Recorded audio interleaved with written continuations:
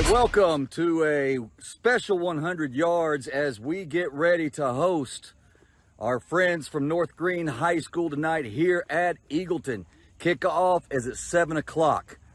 A lot of devastation in Greene, Carter, and several other counties in Tennessee and North Carolina. Tonight, North Greene gets a chance to have some normalcy and come and play football here at Eagleton, and we welcome all Husky fans into our house. As you come in tonight, we are accepting donations of cases of water, toiletries, cleaning supplies at our main ticket gate. If it's in your heart to bring, please do so. We will load them up on our gator. We'll load it on their equipment bus, send it back with them to help out on their road to recovery to support our neighbors. Also, we'll be accepting cash donations at the gate, and that will go toward our communities in North Greene in that area. So if it's in your heart to help out at Eagleton, we want to serve, we care, and it's devastating. So our thoughts and prayers, but not just our thoughts and prayers, but let's get our actions behind that tonight. But come to the game, enjoy some football, make some donations, and let's help out our brothers and sisters in need. But tonight, football here at Eagleton. Nice to be out. Weather's looking like it's going to be okay. A little humid, but overcast. Kickoff again is at 7 o'clock. Shout out to our sponsors, GT Shelley Enterprises, Southeast Oral Surgery, Stennett Collision, Print FX, Schultz Pediatrics. All those guys for helping us here at Eagleton. Let's get ready to support. We're gonna fight on the field. We're gonna lock hands off of it. Let's support our brothers and sisters. And as we say here at Eagleton, go Royals.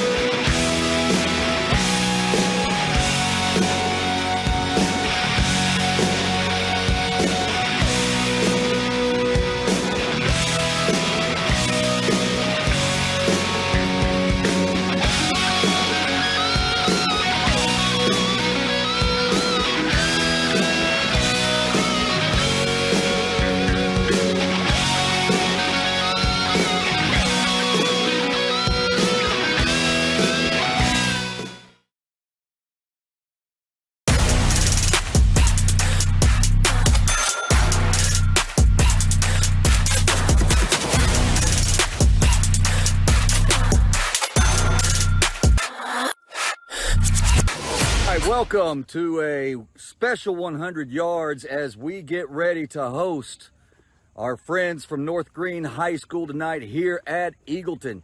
Kickoff is at 7 o'clock. A lot of devastation in Greene, Carter, and several other counties in Tennessee and North Carolina.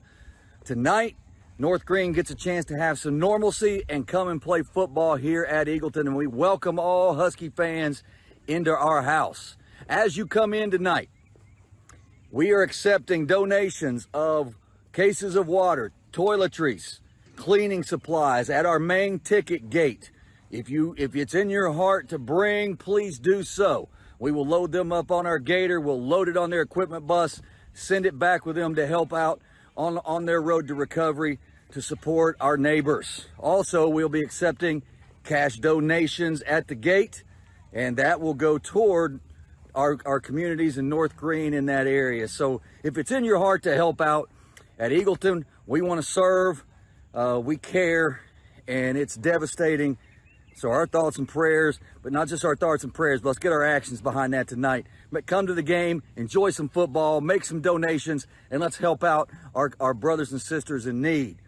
But tonight, football here at Eagleton. Nice to be out. Weather's looking like it's going to be okay. A little humid, but overcast. Kickoff again is at 7 o'clock. Shout out to our sponsors, GT Shelley Enterprises, Southeast Oral Surgery, Stenic Collision, Print FX, Schultz Pediatrics. All those guys for helping us here at Eagleton. Let's get ready to support. We're gonna fight on the field.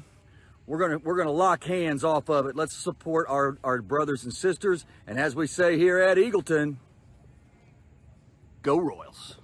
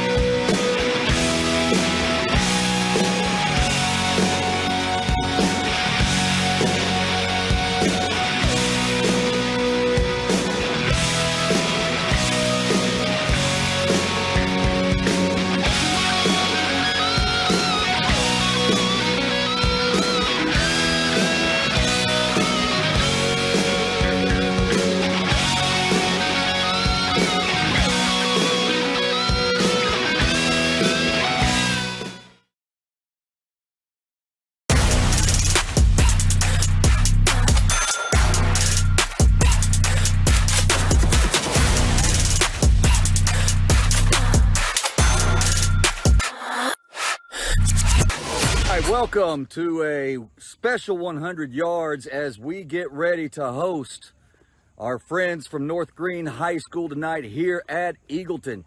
Kickoff is at 7 o'clock. A lot of devastation in Greene, Carter, and several other counties in Tennessee and North Carolina. Tonight, North Greene gets a chance to have some normalcy and come and play football here at Eagleton, and we welcome all Husky fans into our house. As you come in tonight, we are accepting donations of cases of water, toiletries, cleaning supplies at our main ticket gate. If it's in your heart to bring, please do so. We will load them up on our gator. We'll load it on their equipment bus, send it back with them to help out on their road to recovery to support our neighbors. Also, we'll be accepting cash donations at the gate, and that will go toward our communities in North Greene in that area. So if it's in your heart to help out at Eagleton, we want to serve, we care, and it's devastating. So our thoughts and prayers, but not just our thoughts and prayers, but let's get our actions behind that tonight. But come to the game, enjoy some football, make some donations, and let's help out our brothers and sisters in need. But tonight, football here at Eagleton. Nice to be out. Weather's looking like it's going to be okay. A little humid, but overcast. Kickoff again is at 7 o'clock. Shout out to our sponsors, GT Shelley Enterprises, Southeast Oral Surgery, Stenic Collision, Print FX, Schultz Pediatrics. All those guys for helping us here at Eagleton. Let's get ready to support. We're gonna fight on the field. We're gonna lock hands off of it. Let's support our brothers and sisters. And as we say here at Eagleton, go Royals.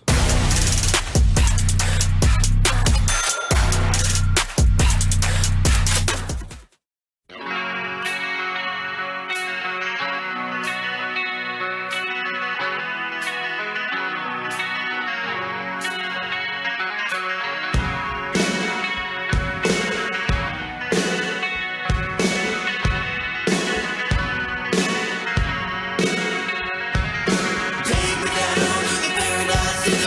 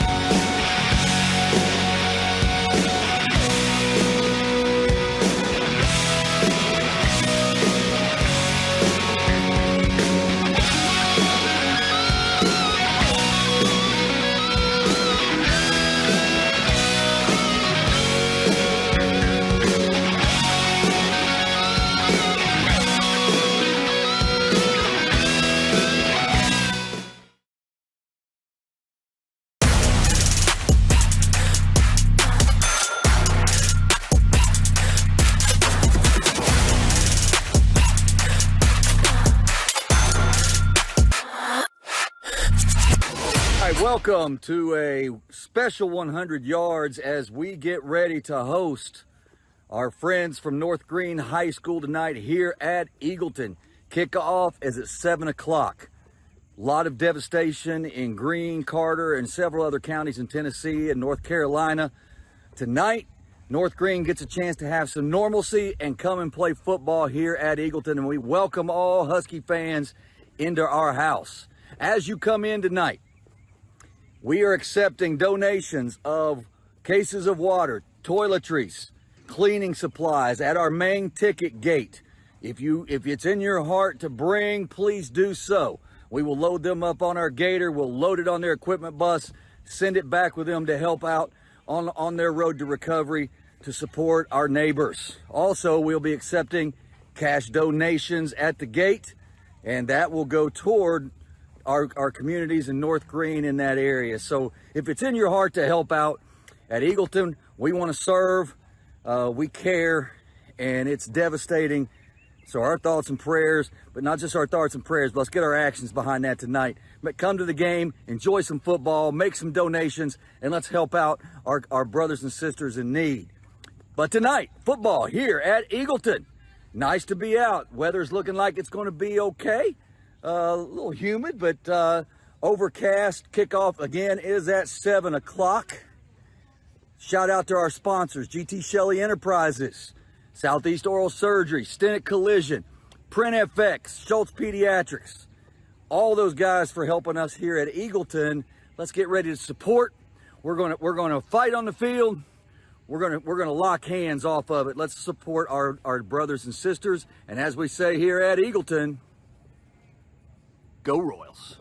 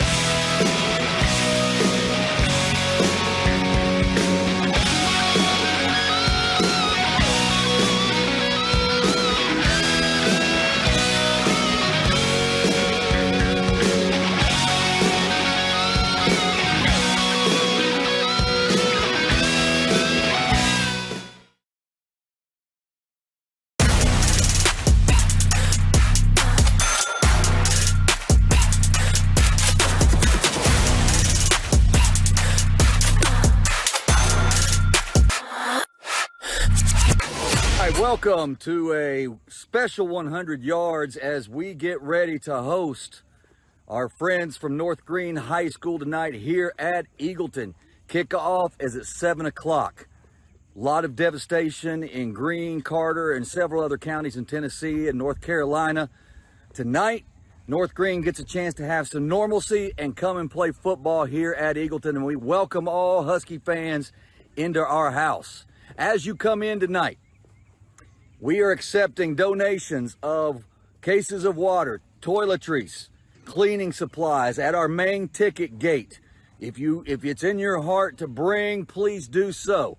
We will load them up on our gator. We'll load it on their equipment bus, send it back with them to help out on their road to recovery to support our neighbors. Also, we'll be accepting cash donations at the gate, and that will go toward our communities in North Greene in that area. So if it's in your heart to help out at Eagleton, we want to serve, we care, and it's devastating. So our thoughts and prayers, but not just our thoughts and prayers, but let's get our actions behind that tonight. But come to the game, enjoy some football, make some donations, and let's help out our brothers and sisters in need. But tonight, football here at Eagleton. Nice to be out. Weather's looking like it's going to be okay.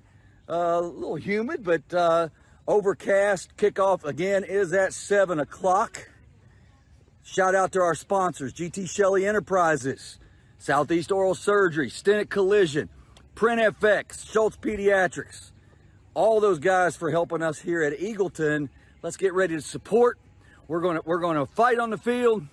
We're gonna lock hands off of it. Let's support our brothers and sisters. And as we say here at Eagleton, go Royals.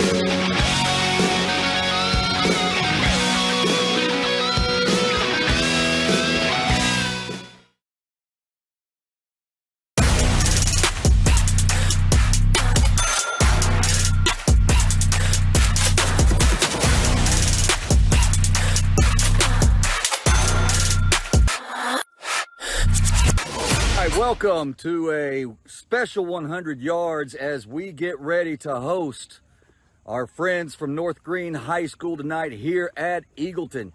Kickoff is at 7 o'clock. A lot of devastation in Greene, Carter, and several other counties in Tennessee and North Carolina. Tonight, North Greene gets a chance to have some normalcy and come and play football here at Eagleton, and we welcome all Husky fans into our house. As you come in tonight, we are accepting donations of cases of water, toiletries, cleaning supplies at our main ticket gate. If it's in your heart to bring, please do so. We will load them up on our gator. We'll load it on their equipment bus, send it back with them to help out on their road to recovery to support our neighbors. Also, we'll be accepting cash donations at the gate, and that will go toward our communities in North Greene in that area. So if it's in your heart to help out at Eagleton, we want to serve, we care, and it's devastating. So our thoughts and prayers, but not just our thoughts and prayers, but let's get our actions behind that tonight. But come to the game, enjoy some football, make some donations, and let's help out our brothers and sisters in need. But tonight, football here at Eagleton. Nice to be out. Weather's looking like it's going to be okay. A little humid, but overcast. Kickoff again is at 7 o'clock. Shout out to our sponsors, GT Shelley Enterprises, Southeast Oral Surgery, Stennett Collision, Print FX, Schultz Pediatrics. All those guys for helping us here at Eagleton. Let's get ready to support. We're gonna fight on the field. We're gonna lock hands off of it. Let's support our brothers and sisters. And as we say here at Eagleton, go Royals.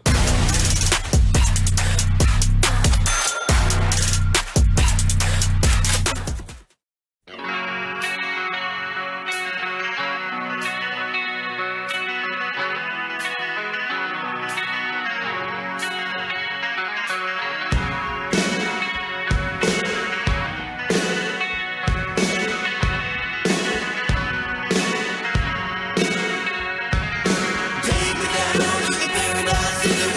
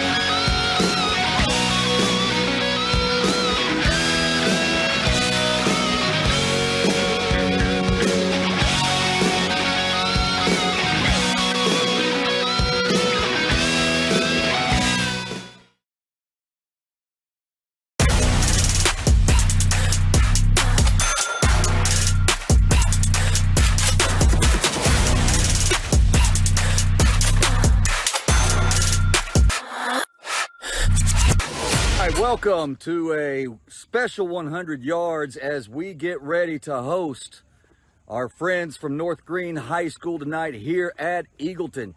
Kickoff is at 7 o'clock. A lot of devastation in Greene, Carter, and several other counties in Tennessee and North Carolina. Tonight, North Greene gets a chance to have some normalcy and come and play football here at Eagleton, and we welcome all Husky fans into our house. As you come in tonight, we are accepting donations of cases of water, toiletries, cleaning supplies at our main ticket gate. If it's in your heart to bring, please do so. We will load them up on our gator. We'll load it on their equipment bus, send it back with them to help out on their road to recovery to support our neighbors. Also, we'll be accepting cash donations at the gate, and that will go toward our communities in North Greene in that area. So if it's in your heart to help out at Eagleton, we want to serve, we care, and it's devastating. So our thoughts and prayers, but not just our thoughts and prayers, but let's get our actions behind that tonight. But come to the game, enjoy some football, make some donations, and let's help out our brothers and sisters in need. But tonight, football here at Eagleton. Nice to be out. Weather's looking like it's going to be okay. A little humid, but overcast. Kickoff again is at 7 o'clock. Shout out to our sponsors, GT Shelley Enterprises, Southeast Oral Surgery, Stennett Collision, Print FX, Schultz Pediatrics. All those guys for helping us here at Eagleton. Let's get ready to support. We're gonna fight on the field. We're gonna lock hands off of it. Let's support our brothers and sisters. And as we say here at Eagleton, go Royals.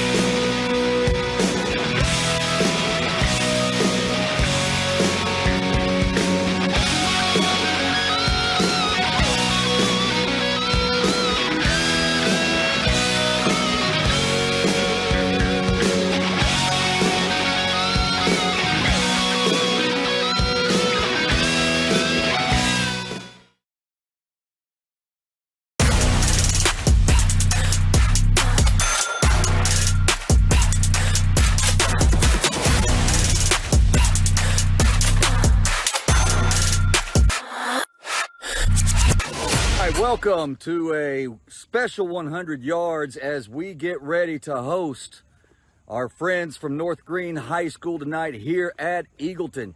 Kickoff is at 7 o'clock.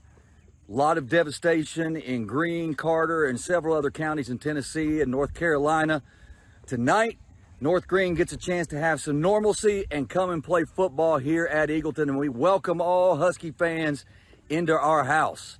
As you come in tonight, we are accepting donations of cases of water, toiletries, cleaning supplies at our main ticket gate. If it's in your heart to bring, please do so. We will load them up on our gator. We'll load it on their equipment bus, send it back with them to help out on their road to recovery to support our neighbors. Also, we'll be accepting cash donations at the gate, and that will go toward our communities in North Greene in that area. So if it's in your heart to help out at Eagleton, we want to serve, we care, and it's devastating. So our thoughts and prayers, but not just our thoughts and prayers, but let's get our actions behind that tonight. But come to the game, enjoy some football, make some donations, and let's help out our brothers and sisters in need. But tonight, football here at Eagleton. Nice to be out. Weather's looking like it's going to be okay. A little humid, but overcast. Kickoff again is at 7 o'clock. Shout out to our sponsors, GT Shelley Enterprises, Southeast Oral Surgery, Stenick Collision, Print FX, Schultz Pediatrics. All those guys for helping us here at Eagleton. Let's get ready to support. We're gonna fight on the field. We're gonna lock hands off of it. Let's support our brothers and sisters. And as we say here at Eagleton, go Royals.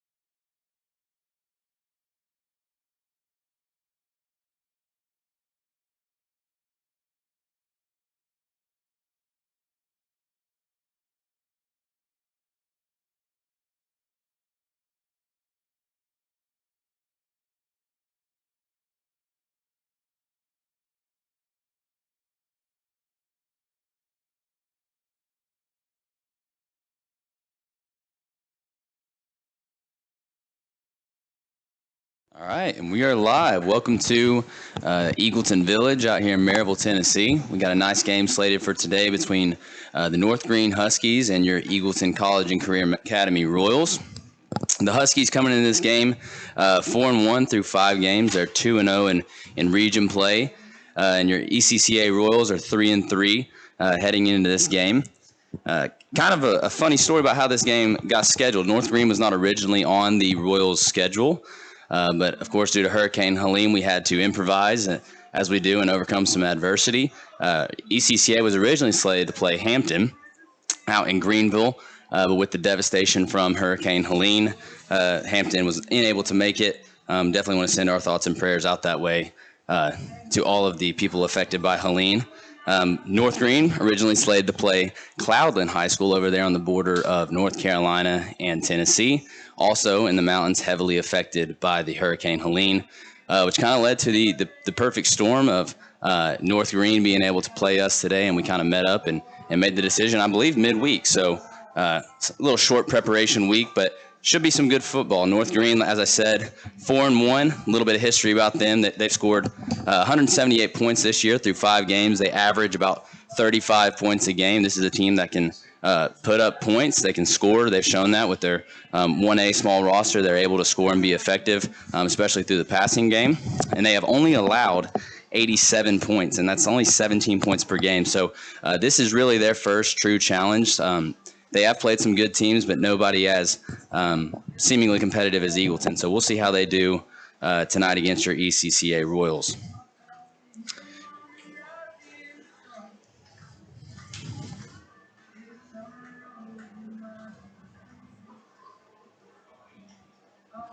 Couple of facts about your Royals here. Your Royals coming to this game at 3-3, as we said last week. They're coming off of a win against Wartburg Central. Another time during the hurricane, we found a way to be the only show in town and play some football. We won 36-20. We actually had some new records set. We are a relatively new program, so records are set pretty frequently here, and we like to highlight those. So your single game rushing record was set last week by Colton Relation. He had 162 yards. That was previously held by Nathan Klimmer at 139. Colton Relation is a good player. He's a good back for your Eagleton Royals. He leads the team in rushing, and he actually averages about 8.3 yards per carry. So he's definitely a player to watch out for this evening throughout the game.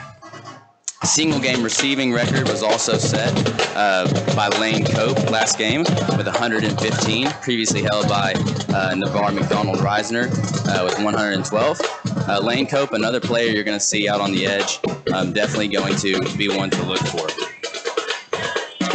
You can see your ECCA Royal Marching Band making their way to the field right now. Small band, but definitely effective. They've improved over the past 2 to 3 years. You'll see them tonight for the national anthem as well as a halftime for their halftime show, Just Another Latin Show. You all do the radio broadcast on the internet, YouTube. Okay. As I was saying, a couple more records set by your Eagleton Royals. Single game all-purpose yards, once again, set again by Lane Cope at 182, previously held by Colton Relation. As I said, folks, Lane Cope and Colton Relation, definitely two players that are power players for this Eagleton Royal football team, and they're definitely players to watch out for tonight as they are going to run most of the offense on both the receiving and the rushing side. Very seldom do we Had an interesting event last game. Another record set against Wartburg. We had the longest interception touchdown. Longest pick six was actually 53 yards by none other than Lane Cope. As I said, another name you're going to want to hear often. Can you hear me up there, Luke? We can hear you, Wes. About time. Been looking for you. Well, we're down here. We're getting ready for the marvelous marching band.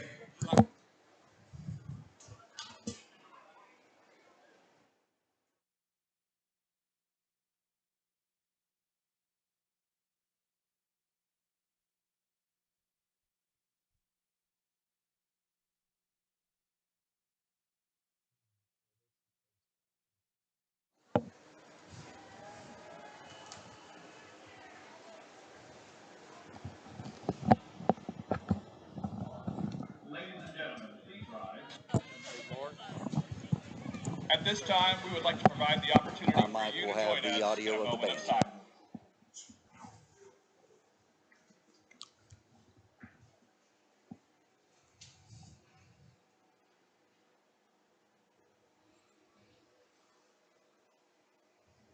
Thank you. Please remain standing as this evening we honor America with the playing of our national anthem.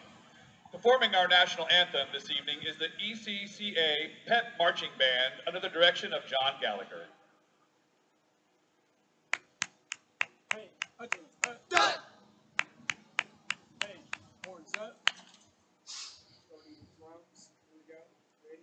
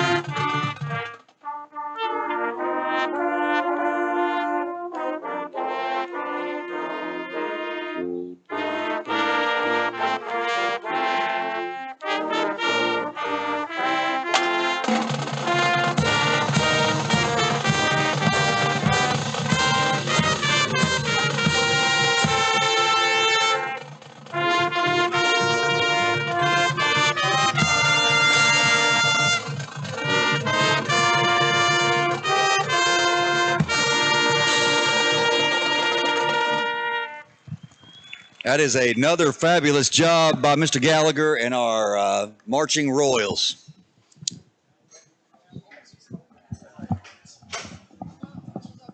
All right, Luke, in a moment we'll have Coach Childs down here if you can still hear me. Yep, you're good. And Mr. Covey, make sure that I'm not busting the eardrums of people around the county. Your voice is soft and silky today, That's along exactly with what it needs to Luke be. McLemore. So this is going to be a pleasant experience. I do need a Miguel Reyes sighting so we can come down and get this sideline interview, but I don't see him anywhere.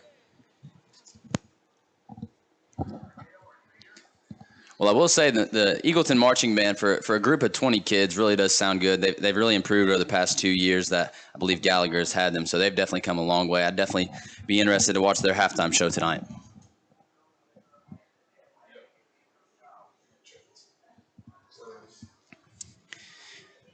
All right, well, here we go. You're on camera. Right this way. All right, I'm down here with Coach Childs pregame, and we were worried about some weather, but Luke McLemore says we're going to be just fine. Not that he knows anything, but he's a scientist. He should probably know. Clear skies. Yeah. Even though he does look like he got struck by lightning. But says the guy with the same hairdo. I love it. That's why I like Childs. Childs. We're ready. We're ready for North Greene tonight. We're excited. It's crazy. You can't not think about why we're playing this game. You know, that's what we told the kids. Like, you can't take anything for granted because you just don't know. Yep. You know, you think Hampton thought that they were playing a football game tonight, and then they're hit with the worst thing that's happened in thousands of years. So it's crazy. So we're blessed to be here. We're excited for the challenge, and this is a good football team. So they better show up. yeah, they've got some good-looking kids. Their numbers are not a lot. They're sparse as far as how they put out there. But the quarterback, good-looking kid. Receiver, good-looking kid. So I imagine it's going to be different than maybe what we've seen offensively from our opponents over the last couple of weeks. Right. I mean, yeah, it's numbers-wise, it's a solid single A football program that's 4-1, right? Yep. But style of play is a lot different. They're going to be spread. They're going to be in quads. They're going to be empty. No double wing. We're not going to see much double wing. Not a whole lot of power out tonight, but we will see spreading it out, throwing all over the field. Okay, a lot of donations out there out front. We'd like to thank our Eagleton community for that. As we're trying to wrap our arms around the North Greene and the Greene County communities. But I'm sure your guys are excited, so let's go play some football. Absolutely. Let's get All right, back to you, Luke. Good deal. And we've got the Eagleton Royals over in the end zone right now, about to run through the Eagleton Royals E right here being held up.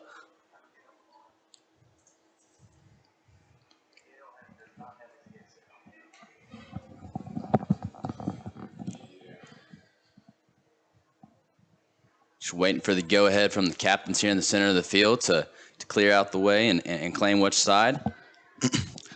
Looks like Eagleton will be receiving. So your Royals will start with the ball first. As Coach Child said, this North Greene football team, a good football team, 4-1. They run an interesting game. A lot of passing. Quarterback looks good. They got some receivers. They're going to be running through them. It's going to be a different style of football than your Royals may have seen. And here come your Eagleton Royals, led by none other than the Connor Cox.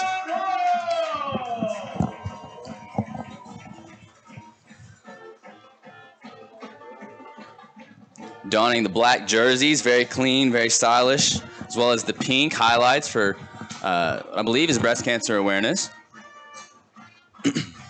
And your Royals, as I said, this North Greene team has a powerful offense, but this Eagleton defense is not to be messed with.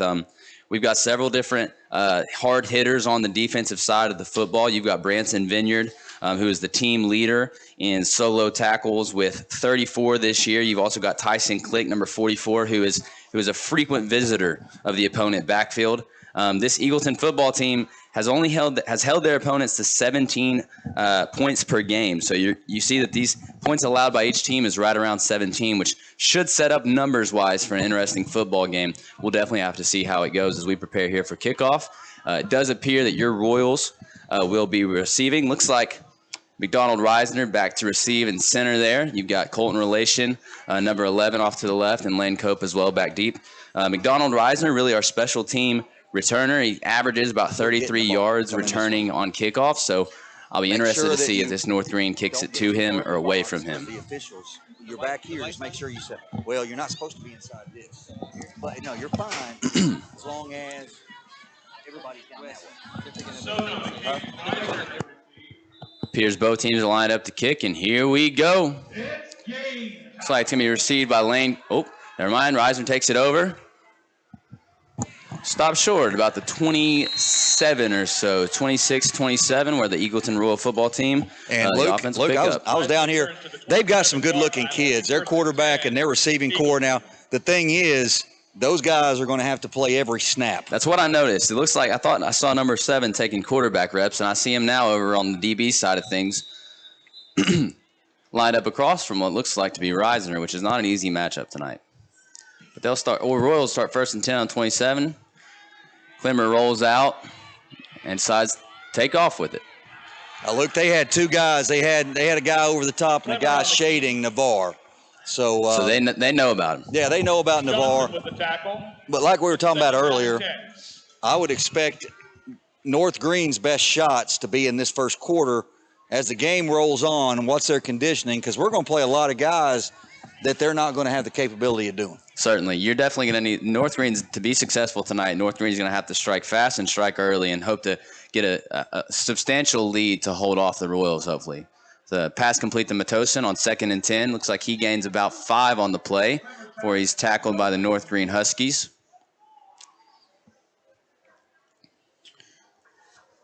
Royals look like they have about 3rd and, what is that, 3, Coach? Is that 3 or 4? 3rd down and 4. I'm sorry.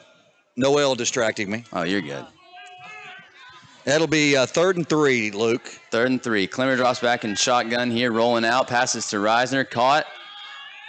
It's going to be a tough call. Yeah, I think he's short of the sticks. And they've got him catching it past.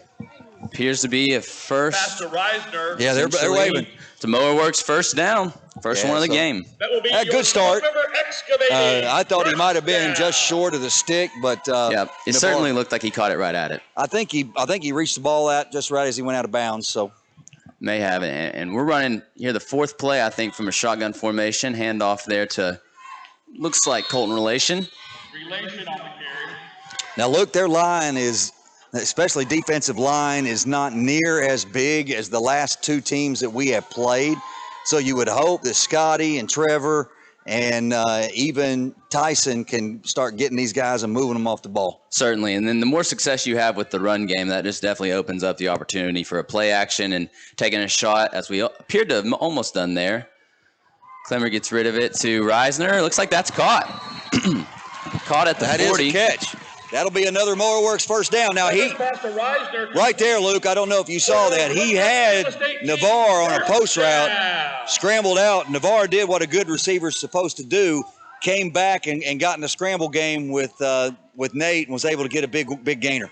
Yep, and that's definitely something that our Royals have gotten better at as the years gone on, is adjusting to Nate and Clemmer and where he goes as we hand off the Relation on first down. And he's got some room to run. He's got some green. He takes off to the 10, 5, and touchdown. That is a Broadway barbershop touchdown for your Eagleton Royals. That's a great first drive, Luke. You couldn't draw it up any better if you're Coach Childs. Again, Colton Relation is getting better every week of hitting a hole, putting his foot in the ground and making plays. And that's what you're seeing, I think, with this team is we're starting to develop some players who are really making a difference in the games between Colton Relation, Lane Cope. You even see Wyatt Matosin causing some problems in the receiving core. And I think as this team figures it out, we're really going to go for a run here towards the back half of the season this year. PAT is through, and that will set your score at Eagleton 7, North Greene 0 with their first time to get the ball coming up. Still 9:43 left to go in the first quarter.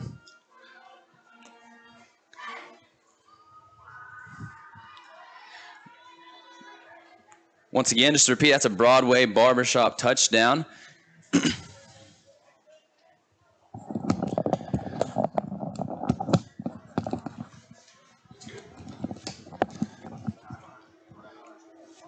And this Eagleton team really seemed to fire on that first down, that first set of downs that they had there, and really found some greenway and some grass, both in a mix of passing and running plays. So it seems like the Royals offense is off to a hot start. It'll be interesting to see what this North Greene offense has to offer, because they are high scoring, as I said, and they've got some good guys. So we'll have to see what they come out in.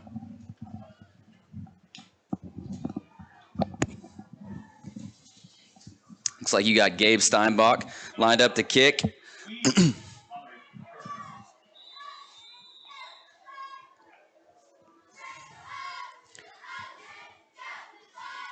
Short kick. Fair caught on a kickoff right at the 30. And that, Coach West, I have to wonder, that has to be, I noticed the quarterback caught that. That has to be a strategy to try to preserve him for the rest of this game, don't you think? Yeah, I don't think there's any way you want him running that football there, and that's a good job by our special teams to kick that. And that's about an average starting field position in high school football. So let's see what our defense can do. as the name that's been a little quiet, but I know because he's getting double teamed is Tyson Click. So I would expect Tyson to have a bigger game tonight going up against a smaller line. They should have a hard time with him. But making up the ground equally is Bryson Vineyard there in the linebacker core, 33. Branson Vineyard, excuse me. And speak of Tyson Click. There he is. He just absolutely, that running back got drilled. On the carry. And number 3's put together pretty good. He's not Luke McLemore put together, but he's put together pretty good. Well, it's hard to be Luke McLemore put together. I'll tell you that. But that was Yeshua Vaught on the carry. And we'll be interested. Playing quarterback for your North Greene Huskies is Thomas Darnell, as Coach West and I have said. We'd be interested to see how he plays. Seems like a good athlete. I'm not sure if that's offsides. Illegal motion, maybe? Is offsides defense. On us. They shifted, went to an unbalanced line, and we had somebody step in the neutral zone. So a little bit of confusion on the defensive side. But looking down that line with Gio Hippolyte Jean, bookend by Tyson Click, it's going to be really hard, I think, for the Huskies to run between the tackles. Yeah. And then, once again, this is, we have our first penalty there, but this is – normal football is not usually played with an offset line. Am I right there? Yeah, I mean, that's just – and right there, they're trying to get a hat on a hat and give an opportunity. Yep. But here's what they're doing. They're all setting that line, and they're going towards Tyson Click. And Britton with the tackle. I'll quote the great Jim Croce. You don't tug on Superman's cape. Well, Coach, you are right, but it's either you go towards Tyson Click or you go towards Adam Fife on the other end, who is the second most tackler on this team. So you really got to pick your poison. It's a nice reception there. So that'll bring up 4th down and short. Now, Lucas, the early decision right here for the Huskies. 4th and 1. It's 4th down. Will they go? From the looks of it, Coach, and if I'm this coach for North Greene, I think you go. I think with how fast you just saw this Eagleton offense score, the last thing you want to do is give them the ball back. You want to take a risk here early in the game while your guys are fresh instead of taking that risk later, I think. I think they're just hard counting us right here. No, they are not. No, he did not, but I think that was a false snap. Yep. He snapped the ball, quarterback delayed. Darnell on the carry. That should have been a flag motion on the Huskies. Instead, it is a 1st down and 10, a new set of downs for your North Greene Huskies. They convert on 4th and 1. Looks like their ball's positioned right on the 44 on their side of the field. I believe we've only seen one passing play so far, which is not, I think, exactly what we expected from this North Greene team. No. As they're lined up with 4 on one side over there, quads. And that looks like a little screen, a little fake, and they've got him. Can Matosin get there? Breaks it up.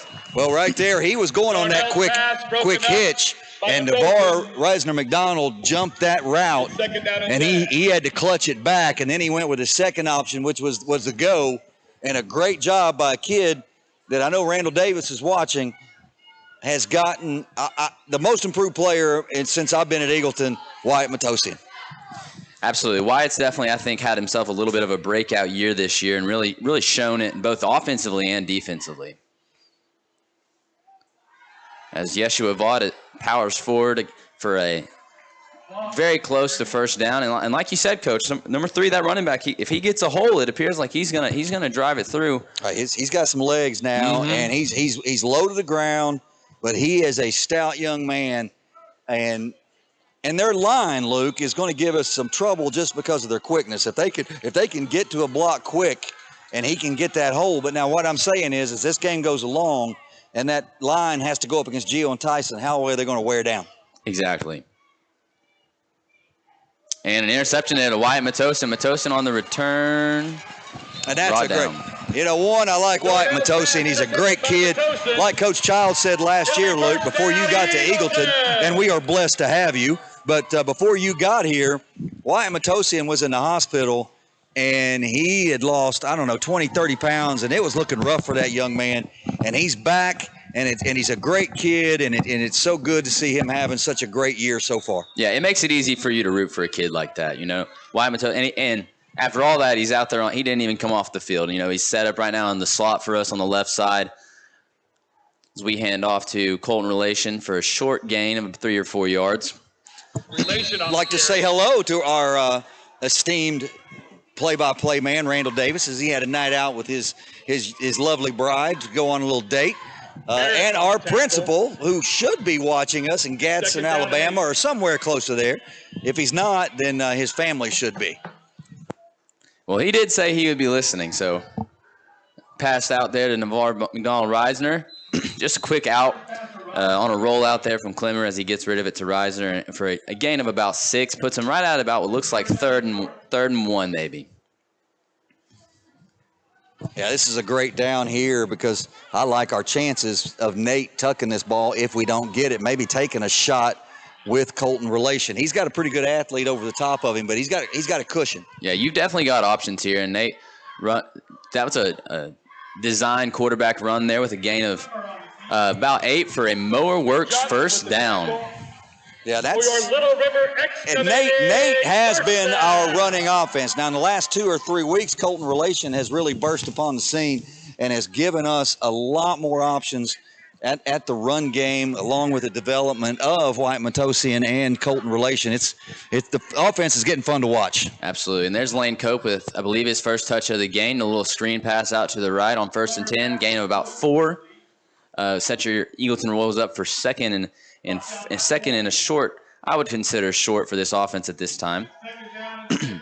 But it'll be interesting, Coach. I'm waiting for us to – I'm wondering if we're going to play the patient small gains and just let the death by 1,000 cuts, or if we're going to take a shot here in a little bit as Colton Relation takes off to the left, and he has green grass. He's going. Can he outrun the North Greene Huskies? And he can. And that'll be another Broadway barbershop touchdown. Eagleton! And you know, Coach, correct me if I'm wrong, but I believe that play right there was the same play we ran to the right side on the previous touchdown. If not, it was very, very similar.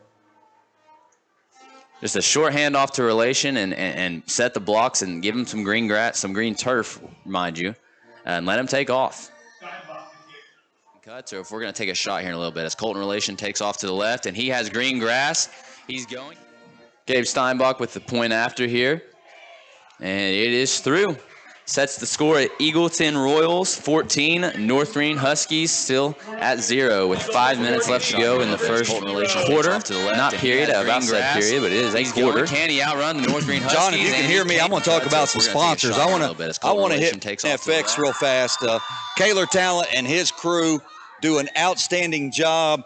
They will be here after fall break doing the renovations and the upgrades on our gym. If you need anything graphic, if you need a wrap, if you need a sign, if you need T-shirts, they do a little bit of everything. Call my guy Kaler Talent at PrintFX, and he'll get it done.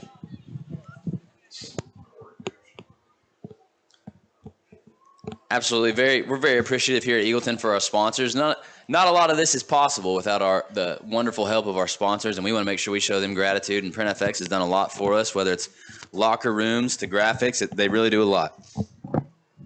And our Eagleton broadcast crew. I've got some great kids this year, as they love being here. They enjoy doing it, and not only that, they're earning an EPSO and local dual credit for Pellissippi at the same time. So great job. This ball is going to hit the ground. Oh my, that's a live ball. Looks like the quarterback there decided he was going to have none of that. Of course, it was over his head, so number 7 there obviously not going to make a play for that. If we run, guys, that's our ball. And but at the 23-yard line where it's 1st and 10. Tough field position for the Huskies, and let's see what they've got as those first 2 drives has to take a little steam out of their sails. Absolutely, and you got to think, Coach. I mean, there's a few of these guys for this North Greene Huskies team. There hasn't been a timeout called in the game. They haven't gone on break.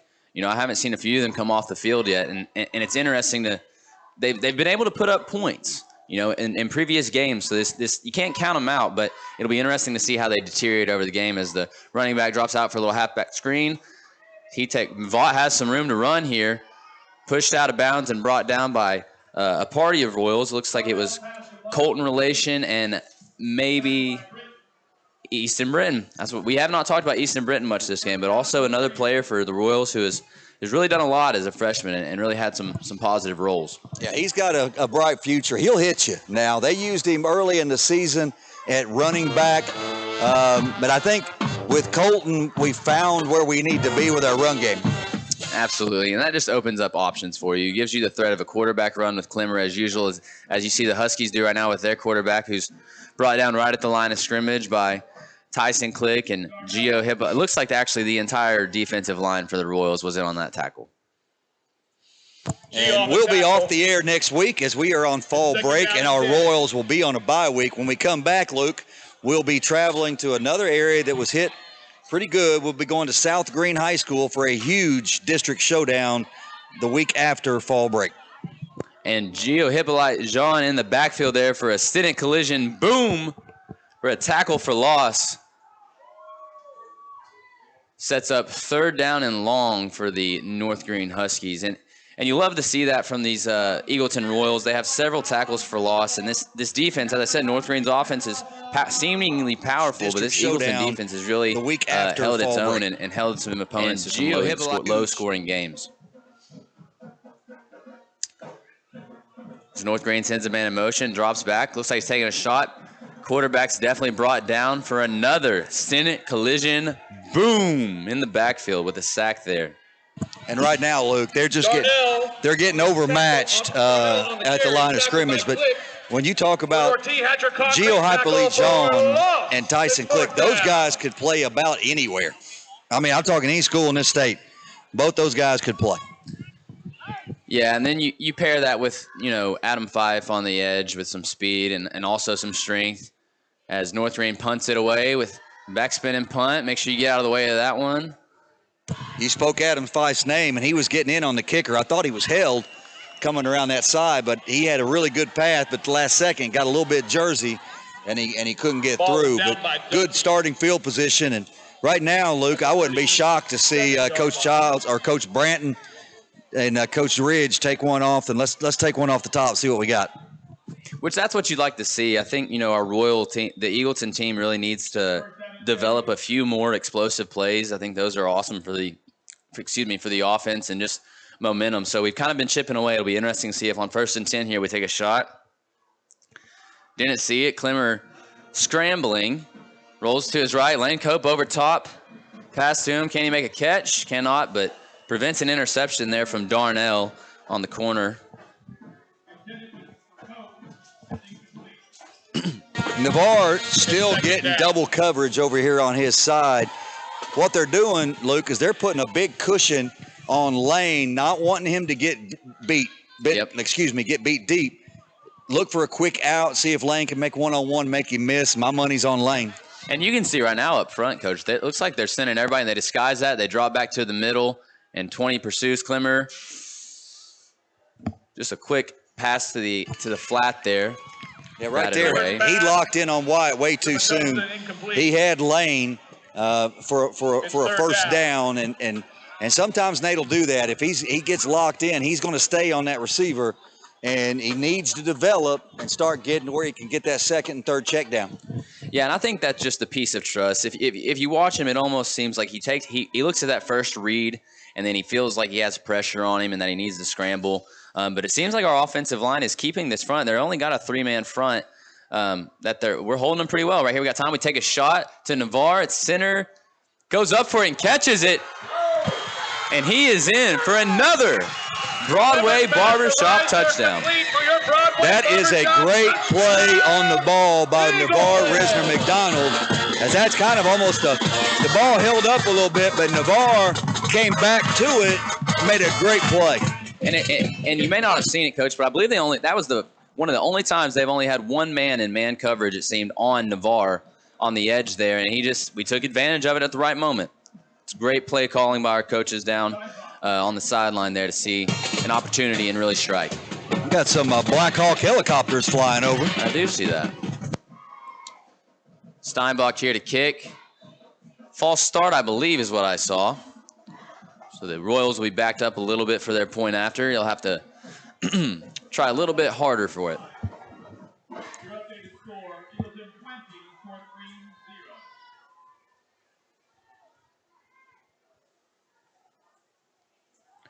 But that's the explosive plays I'm talking about, Coach. I think that, especially whenever you're playing a team like North Greene, giving our offense as much rest as we can is key.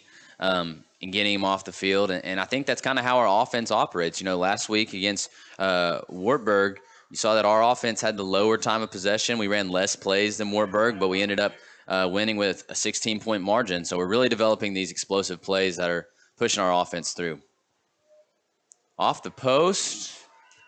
And no good. Didn't get the bounce. But now Wartburg scored 2 touchdowns against our 2s and 3s late in that game. So our defense did a pretty good job of holding them to 1 score. Right. When you're talking about our 1s. Right. But as we look at the number of seniors on this roster, Coach Childs is going to have to start developing some guys so that we can have some guys ready to play next year. And maybe this will be a game where some guys can get that time. As we go to break, let's take a look, John, at one of our sponsors. We'll talk about Southeast Oral Surgery. If you need them, Randall Napier, Jason Kennedy, they are your guys. They've got offices all over Lenoir City. I think in Knoxville, also here in Maryville, which is one of their long-standing. But give our guys over at Southeast Oral Surgery. They do a lot. They're great guys, and they'll take care of you. Absolutely. Personal experience. That's where I had my wisdom teeth removed back in not too long ago, Coach. If I remember correctly, I don't know that you had wisdom teeth, did you, Coach? I'm full of wisdom, Luke. North Greene with a solid return here. Brought down eventually there by Mitchell Wilson. But a good little return there. First time we actually kicked it deep and had a solid return for the North Greene Huskies by, looks like, Duffy on that return. Sets them up on about the 39 with 1st and 10, where they'll try to overcome a 3-score lead here in the dwindlings of the first quarter. Mitchell Wilson's had a good couple weeks. Remember last week he called a 2-point conversion. Yep. And that's a really nice play by him on special teams. And once again, you're just seeing more and more Eagleton players develop into role fillers and playmakers, and the more players out there out of those 11 that you have that are making a difference in a ball game significantly, it always helps. As North Greene lines up for 1st and 10, Darnell back, he runs out to his right, pitches it to Vaught. He is brought down just past the first down marker. On the carry. I like him, Luke. He's a good running back. He's a run at you running back. I mean, he's not afraid of contact, and he's gonna hit it and see if he can get past you. Well, right there, he made one of the best defensive players in this area, Tyson Click, miss, and that doesn't happen very often. So he seems shifty, knows how to run the football. And I'm interested to see how they rely on him. They've got 4 lined up to the left right now, and they run a little screen, let him a little too much. Luke, they run that again. I'm predicting a pick 6 out of Lane Cope here in the not-too-distant future. And that's something you got to see. This Eagleton football team with that pick that they just had on the previous drive sets them at, I believe, 5 interceptions for the year. That's almost 1 a game. It's going to happen. This defense is learning. They're reading the quarterback. And if I do agree, they're running up in the same formation here. I'll be interested to see if they run that same play. Yeah, I wouldn't be shocked. I'm going to guess a handoff here, but 2nd and 10, try to chunk a few yards off as they do. And he's brought down right at the line of scrimmage by another host of Royals. Now, what they did there, John, is they shifted that and went overload to the right. But they got one guy out there trying to block Tyson Click, and that's not going to happen.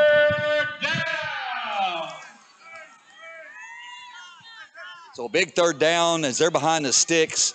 What started was good field position. Now they're 3rd and 12.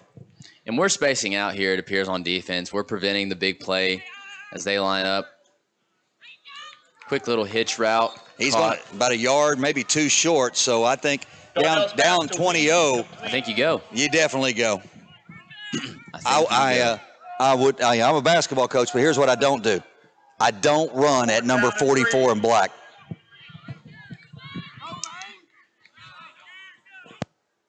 Looks like they're hard down. Jonathan Joel. A little too eager. And that's, every coach over here is watch the ball, watch the ball, watch the ball. It doesn't matter, guys, when you do that. If Nate Clemmer's really good at his hard count, that inflection in his voice, that just gives you that, that's moth to a flame, can't get over it. And that penalty will set North Greene up for 1st and 10 on what appears to be the Eagleton 37 as they hand the ball off to Vaught again. And here he goes again. He's got some room to run.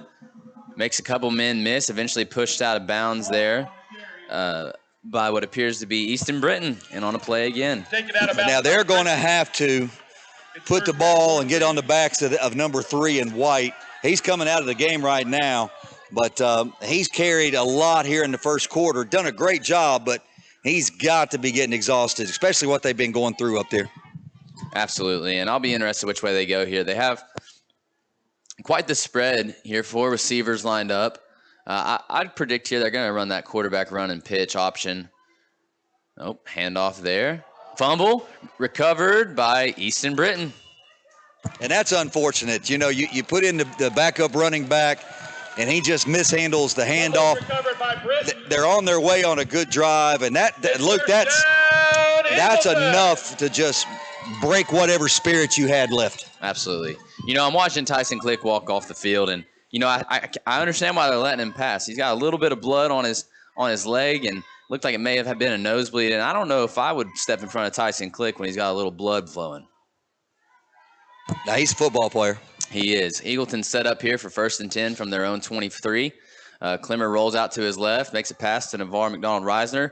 Reisner makes a man miss, tries to get some extra yards, and is brought down just short of the 40-yard line here at the 36. Appears to be a mower works first down for your Eagleton Royals. Yeah, great job by Nate. Good read.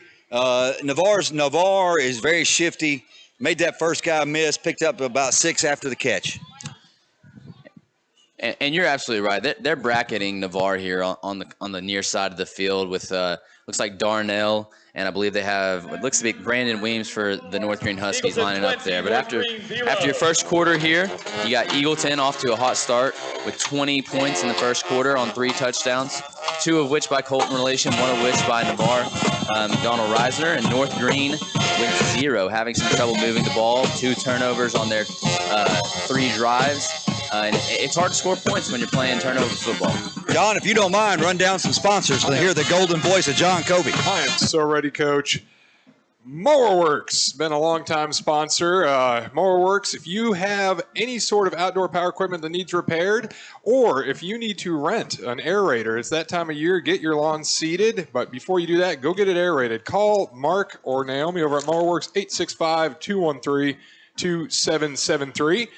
And in the meantime, while your mower's over at Mowerworks, call our man GT Shelley. GT Shelley Enterprises, our first sponsor, I believe, here for Eagleton, 865-441-6999.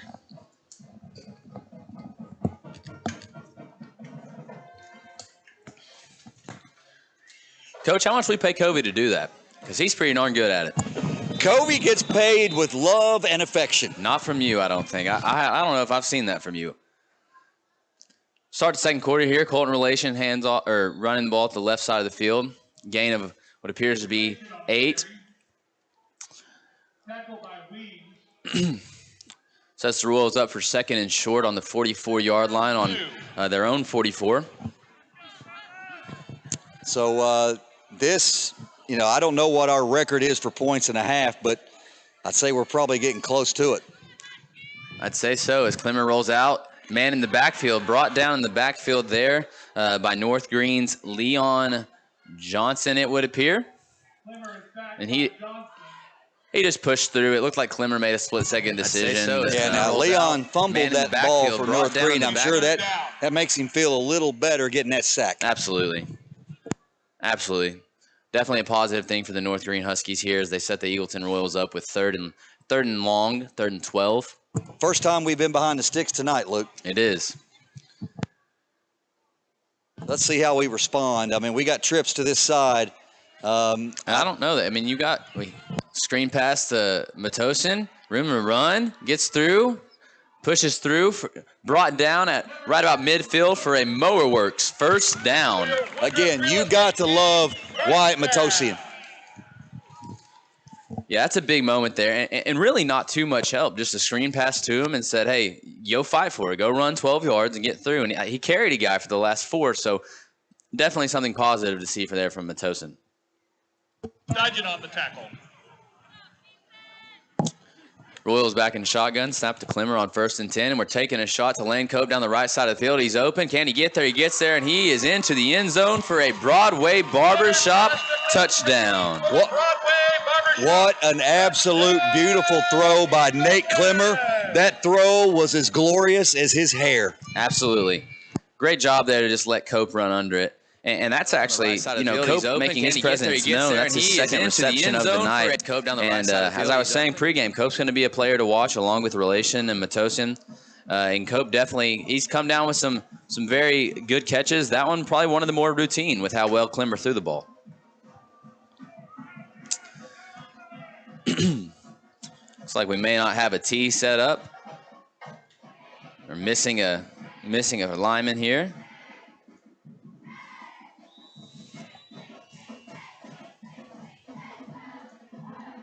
Timeout by Eagleton Royals here, trying to get everything in order for the point after.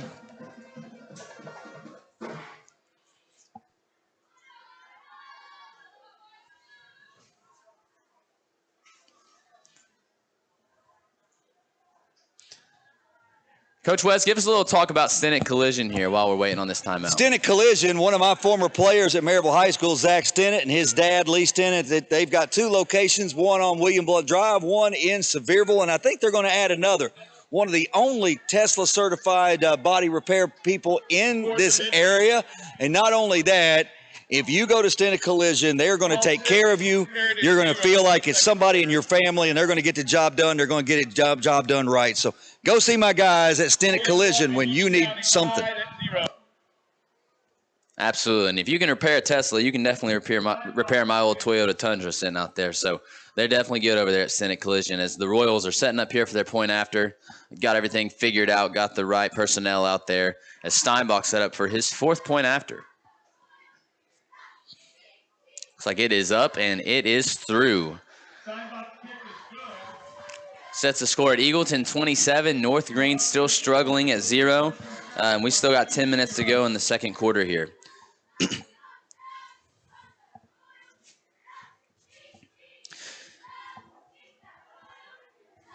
Scott, if you're Coach Childs right now, do you think that you're at the point yet where you start trying to get some other guys some experience, or do you wait till after halftime? I would take guys that were hoping for this year and maybe haven't had that chance to shine. You can't go too deep right now because North Greene's 4-1. And we've already seen, Luke, that 7's a good athlete, 6 is a good athlete, 20's a good athlete, 3's one heck of a running back. If you were to sub too deep right now, all of a sudden it becomes a 2 or 3 score game or two score game. You don't want that to happen. But I don't think there's any doubt he would try. In basketball, I'd put 4 guys out there and the 5th guy that needs some time, and then you kind of mix them in games like this. And I think Coach Childs is sharp enough to do that, as well as Coach Branton and Ridge on the offensive side. Absolutely. I 100% agree with you. As the Royals line up for kickoff here, you see Steinbach kind of short kicking it right to Darnell, the North Greene Huskies quarterback, and he is brought down shortly at roughly their own 42. Interesting to see him return that there, but you got to feel like he's the quarterback, he's the cornerback. He's had 2 balls kicked to him. I think a little bit of a competitor in him probably told him that he needs to try to make something happen right here. So I don't blame him for taking that one. Right now, Luke, I'm counting maybe 22, 23 guys they've got. Out of those 23, how many of them have played? So, they're trying to play us with the guys we have on the field with 14, 15 guys max, with 7 going both ways, 3 going both ways. It's tough. Yeah, and that's not to discredit their football team. They're a great football team who's in the 1A bracket, which is just a smaller school-sized bracket, and that's one of the reasons the brackets exist. You jump up a bracket to play a 2A school like Eagleton, and you're going to run into issues like the guys that play both sides of the field that they have that we have the luxury of personnel, and we don't really see that as much. So yeah, they had a little confusion there on the offensive side. But while we take that, I'd like to take an opportunity to say a word about our high school volleyball team, who last night finished runner-up in District 1A, and they are on to the region for the first time in school history. Played a very talented Washburn team, played them tough, and what I love about it is the grit and determination. I think they do a great job, and what's so good about it, Luke, is it's a very young team. Absolutely, and that's something that I think you could say almost across the board for Eagleton here. There are good things happening with the athletic programs here at Eagleton, whether it's boys basketball under your head coaching, whether it's softball, which is one of our more prominent sports, whether it's baseball. I think you could look at any sport, take your pick, and they are trending in the right direction, both in terms of success and also culture, which I think as a coach, speaking personally, that you're almost more proud of the culture sometimes, and culture breeds winning. So it's good to see that the culture for all of our teams is really trending in the right direction. I don't think there's any doubt that, we've got a lot going on here. Our leadership here is great, everything about it, and we're lucky to be escaping from where we came from, Luke McLemore. Absolutely. Oh, big hit in the backfield, potentially early there by Lane Cope. No call. But definitely a great job to break up the pass. I don't know if I'd go towards Lane Cope's direction again. Well, right there, that could have been a flag, not only for being early, but I thought he led with his helmet. I agree. It couldn't really tell if he was trying to make a play on the ball or a play on the player, which aggressiveness is good, but it has to be controlled, And we talked about that formation, and Lane's going to jump one here sooner or later, and it's going to happen. Absolutely. North Greene lines up with 4 on the far side here for 2nd and 10. Darnell drops back. He has to scramble out to his right. Short pass, falls short just in front of the receiver from North Greene. Unlisted on their roster. Missed his name on the announcements there, but just left that pass short there. Didn't put enough on it, and you have to wonder, for Darnell, he hasn't come out of the game for a single snap, single special teams. Left that throw short. You got to wonder if that's some of the fatigue or maybe just a missed footing. So North Greene set up for 3rd and 10 here. I feel like this is a have to convert for North Greene. You don't want to be down 5 scores. They pass it off to Vaught, and that's the guy I would go with. And he fights forward for a first down after contact, plus more yards, and he's carrying a Royal with him. And I'm telling you, Coach, that running back is got to be a key for that team. Well, he's a football player. What Absolutely. I said, he already has, probably double-digit carries or getting very close to it.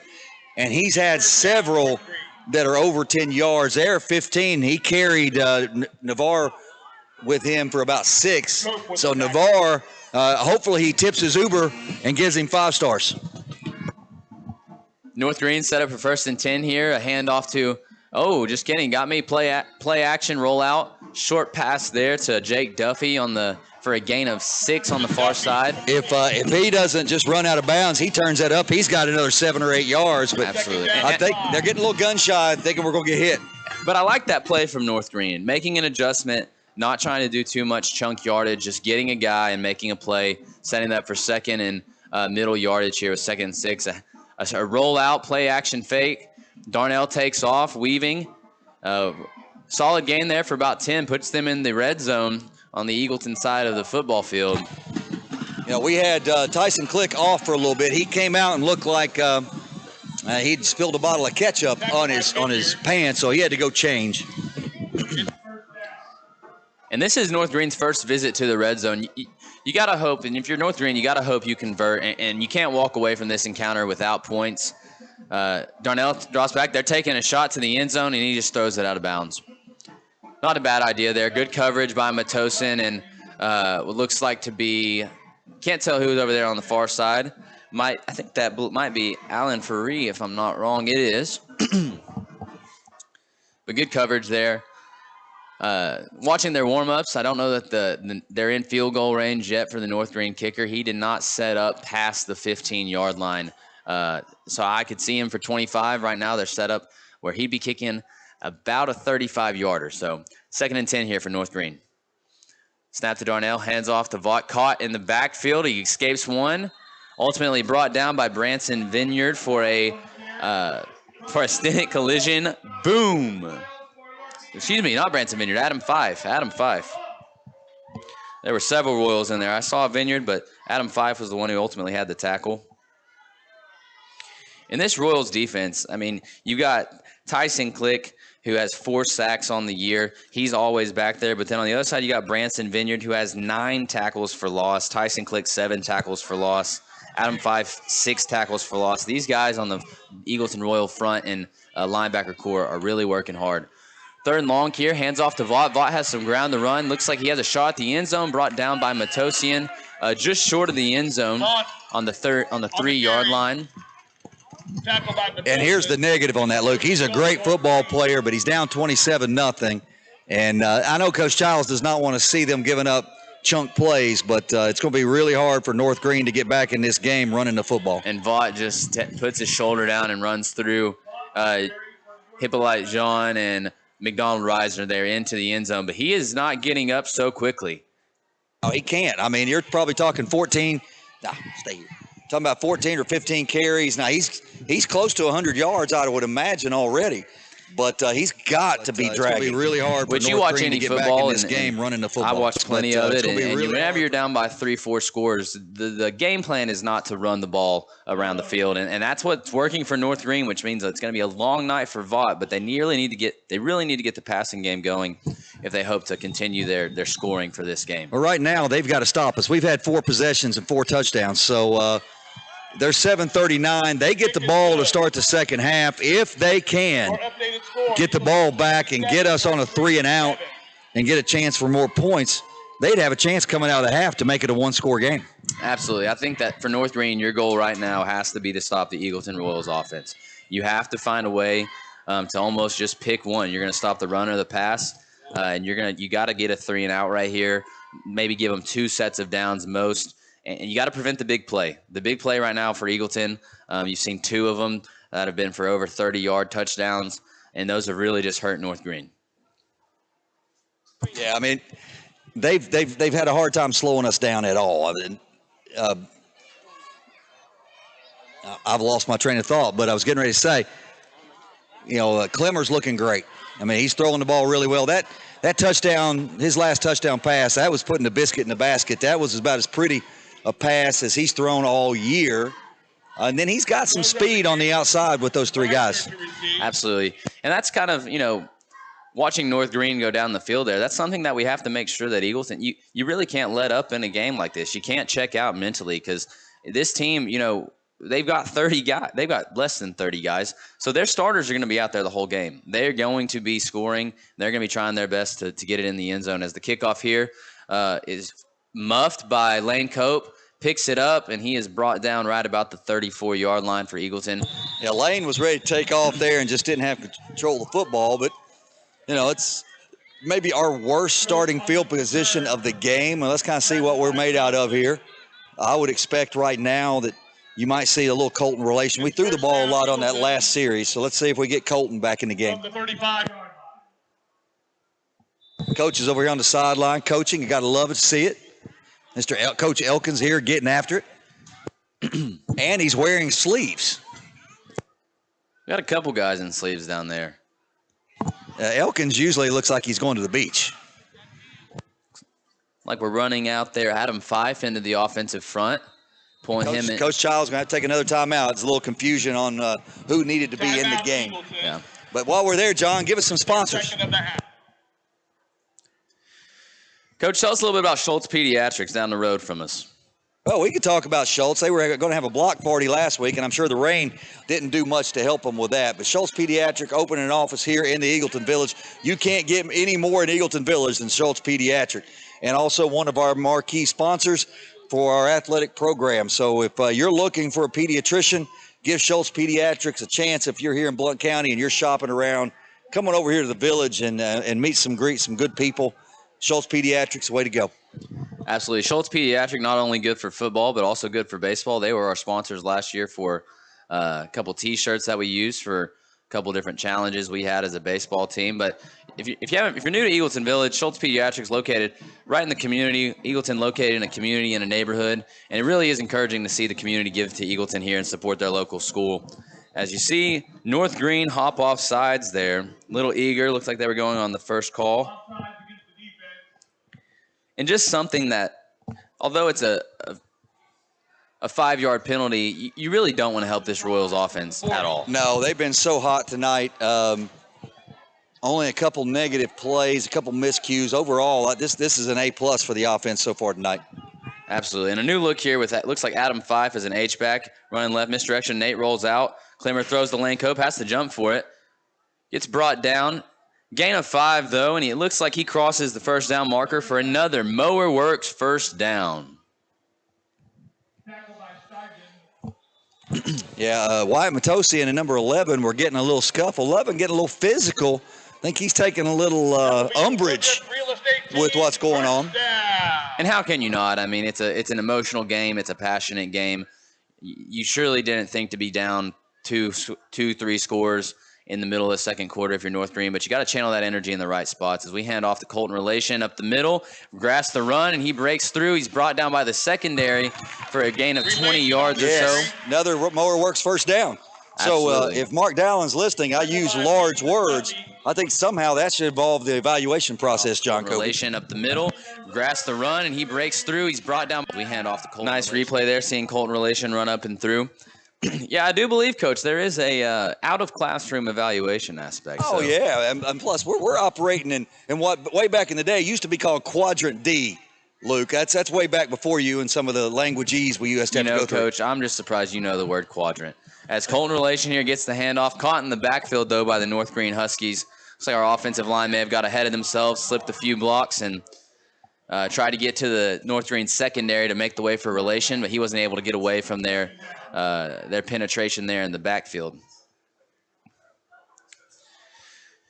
Set your Eagle. That's a good look, though, for North Greene. Setting Eagleton up with 2nd and 9, that's a good thing for them. You really want to. You got to think this is one of their drives that they have to stop right here. This play specifically, you don't want to give Eagleton 3rd and short, or absolutely not a first down, as they kind of cushion off of Reisner on the far side. Nate looks at him and rolls out to his right, short pass to Cope, caught for about a gain as he carries some North Greene Huskies down to about the 18-yard line. Another Mower Works first down, and Mower Works is definitely getting their money's worth tonight with the first downs by Eagleton.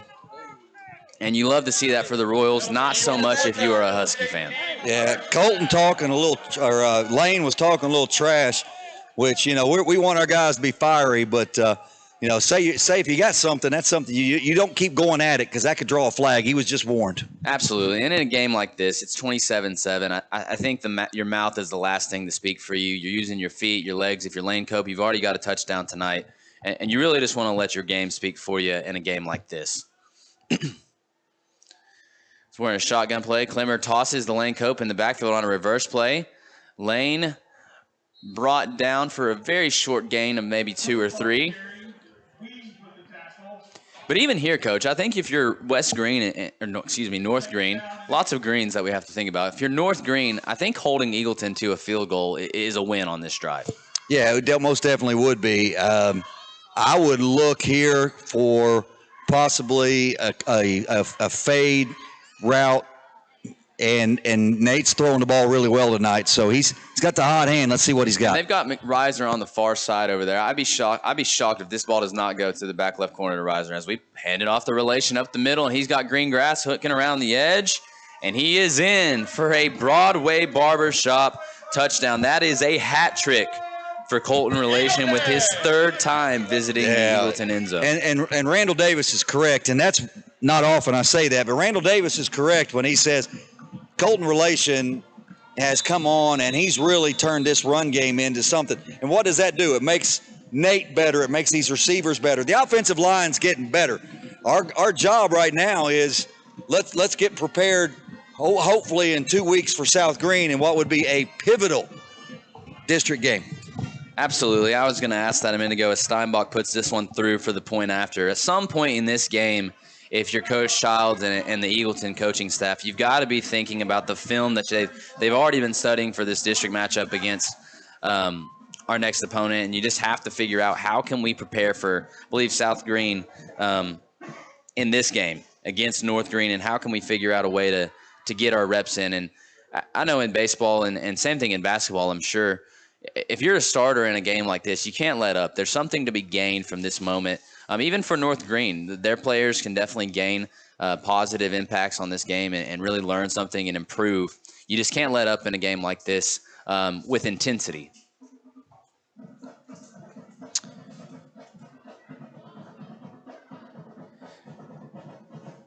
As Steinbach will line up to kick it deep here for his 5th time tonight.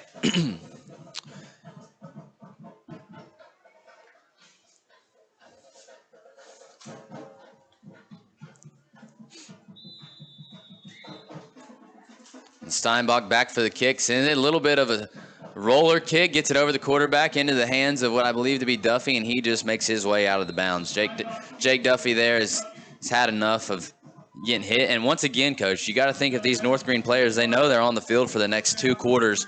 I mean, I'm avoiding a hit if I can. Yeah, oh yeah. It's North Greene's got a lot to play for, Luke. They're 4-1. They've got an opportunity in their district to do something special. But I also believe that out of our Eagleton Royals. I'd like to have that Happy Valley game back. I know they would as well. But this team has every opportunity to be 7-0 right now, or 6-0. You know, we're sitting at 3-3, and I'll go 4-3 here tonight. So a lot of growth happening. Let's just keep it going. I like what I'm seeing so far. Absolutely. As North Greene sets up for their 1st and 10, a little bit of a different formation this time. As Darnell rolls out, and he's going to take off and run with it, and he's got some green grass to run. Darnell up here with a chunk yardage, big play, looks like a gain of about 35, and that's their first explosive play of the night. And like I said earlier, I think Darnell is really, if you're a quarterback in a game like this, you have to realize that I'm going to have to take over this for a little bit. I think that's exactly what we saw there. Oh, yeah.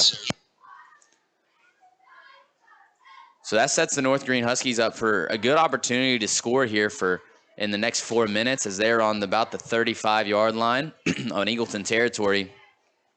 Sends a man in motion. Darnell here takes the snap and drops back, but the Royals are on him. Appears to be Adam Fife off the left edge there, getting right onto him there. With a Stinnett collision, boom, in the backfield there for the Eagleton Royals. I took a little moment there just to check out. We're on about a 30-second delay.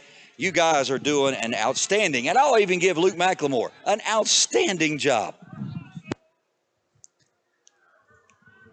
Well, you know, I would say I learned from the best, but I didn't watch you do this at all. I actually learned, you know what, Wes, I'll give you a break tonight. Oh, no breaks needed. Looks like Vaught is brought down in the backfield there by Hippolyte Jean for another Stinnett collision. Boom. Yeah, right there, you know, he comes out when Vaught goes into the locker room and gets a little breather. You expect him to be have a little more bounce, but he's starting to show some fatigue here late in the second quarter. But he's had a great first half. Yeah, I think what you're going to see a lot from these North Greene Huskies as they come back out is you're going to see a lot of designed quarterback runs and design runs to Vaught. I think that so far they've only been successful on the ground. They made a few short gains with passing, but here they draw back the pass, and he just doesn't have the time to get it. Gets it to Vaught, of all people, for a short gain of 8. But it was 3rd and 19, so they're going to have 4th and long here with 4th and 10. Yeah, 4th and 10, they got to go. Now, they don't get it. This Royal offense is very capable. They're 5 for 5. So 2 minutes and 30 seconds playing time, but we only have one timeout left. So 4th and 10 here for North Greene, running a hard count, just seeing if they can get some extra yardage from these Royals. And so far been pretty disciplined. We've got a 3-man front here on defense. We're preventing the big play. It looks like Adam Fife comes up on the left edge, and he's rushing, and there's just no time there. Passes out wide open there. Jake Duffy on the right side makes Matosian miss, and once again avoids a hit out of bounds. He did that with one shoot. That's impressive, Coach. But another gain of 20 for North Greene, and as I said, you can't.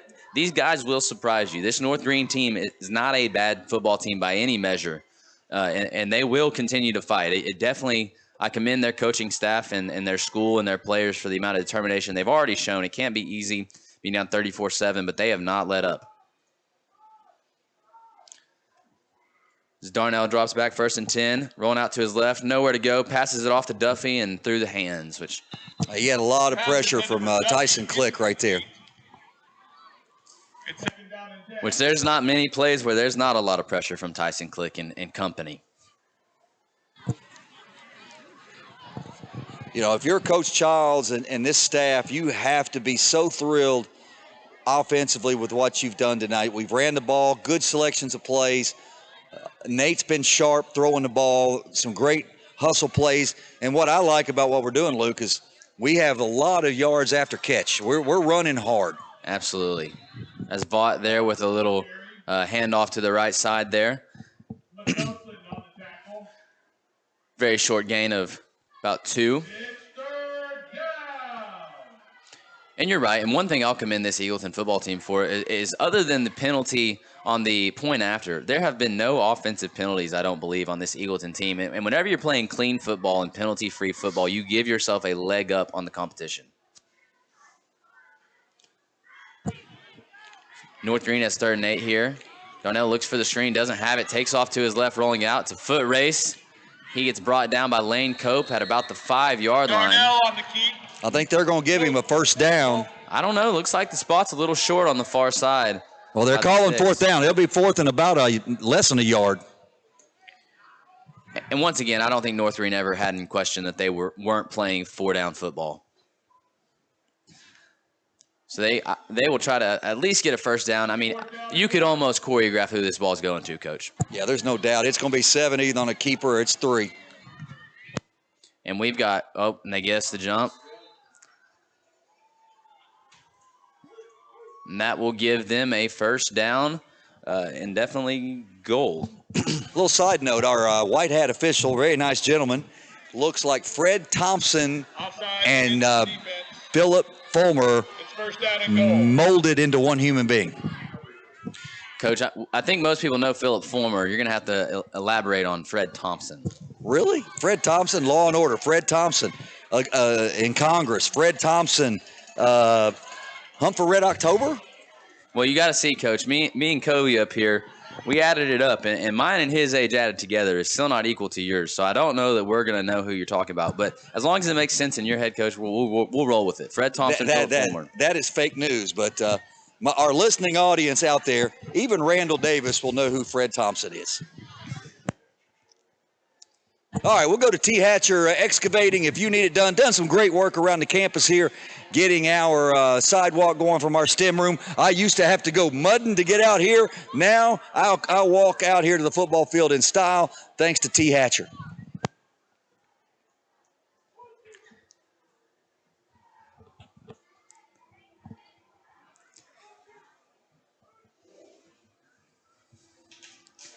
And we'll see North Greene here come out with a first, with 4 downs really to punch this thing in from the 3-yard line and try to get this score closer to manageable for the second half of the game. But even if they punch this in on the first try, I would not count your Eagleton Royals out. I don't know if you're Coach Childs, if you take a shot with 1 minute left and try to go punch in another touchdown. But we will see as North Greene lines up here in what appears to be a shotgun formation, a little H-back off on the left side. Darnell rolls out, fake pitch, and they pass it into number 1, Brandon Weems, and just threw it a little behind him. But really a nice play design there. I mean, as we have predicted, and I'm sure that our coaches are predicting, you're thinking this ball is going to go to Darnell or Vaught, and seeing them try to fake that with a play-action option and then get that in. Really nice play design, but just didn't work out. But at some point, this ball will be in Vaught's hands, and it will be his job to run somebody over. I almost guarantee it. As we've got 8 men lined up in the box here, I mean, we are stopping this run up the middle at all costs. Darnell drops back, rolls out to his right. He's got a man in the back of the end zone, doesn't see him, throws it away. As I check Fred Thompson, Hunt for Red October, also Criminal Minds. Also, Baby Day out. It's third down. Several good, and also a former U.S. Senator. So for those of you who needed that, that is Fred Thompson. Philip Fulmer used to coach over there in Orange. Once again, always appreciative for Coach West and all of his wisdom teeth there for Fred Thompson as North Greene tries to punch this ball, and there it is in the hand. Oh, play action, and just another misread. It almost appears as if a wrong route was ran there on the tree there. Looks like they may have had options. And so that'll bring up 4th down. It's 4th down. And here, Coach, I don't think a field goal is an option if you're North Greene. I don't think the deficit is close enough for them to even think that 3 points. I thought Diego was in here watching our game, but I think he's watching Fred Thompson's discography.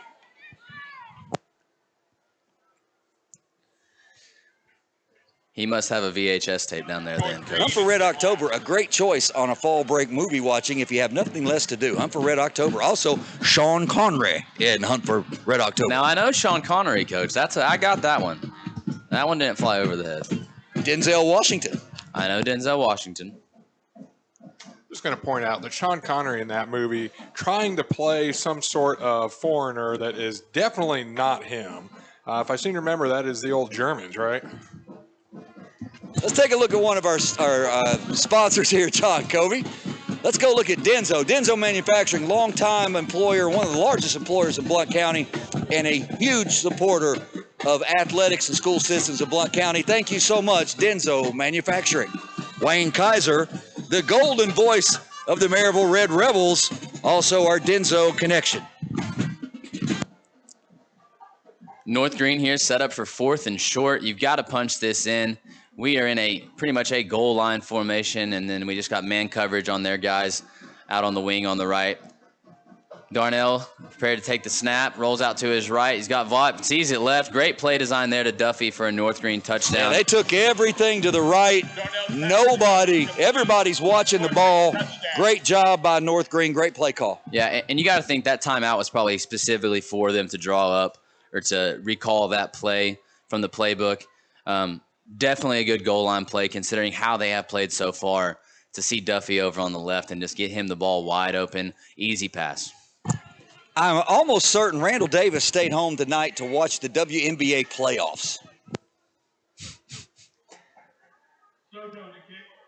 Well, you got to commend the WNBA, Coach. I mean, the viewership in WNBA has definitely gone up, given the notoriety that some of their players have gotten. So just slightly higher than Eagleton Athletics YouTube page. Indeed, just slightly higher. But 10 years ago, and even, 5 years ago, and 5 years ago for Eagleton, there was no Eagleton Athletics, and the viewership for WNBA not as hot 5 years ago as it may be now. So maybe Randall will give us some score updates. As North Greene lines up for the point after here, and their kicker sends it through. Right down Broadway. Speaking of that, Broadway Barbershop, one of our Eagleton Royal sponsors. Go see Johnny Morgan over on Broadway. Get your hair cut. And tell him we said hello, and we need to get a haircut named after Luke McLemore. Well, my hair here in about 40 years will look just like yours, Coach. So it's the age-old haircut that we've got up here.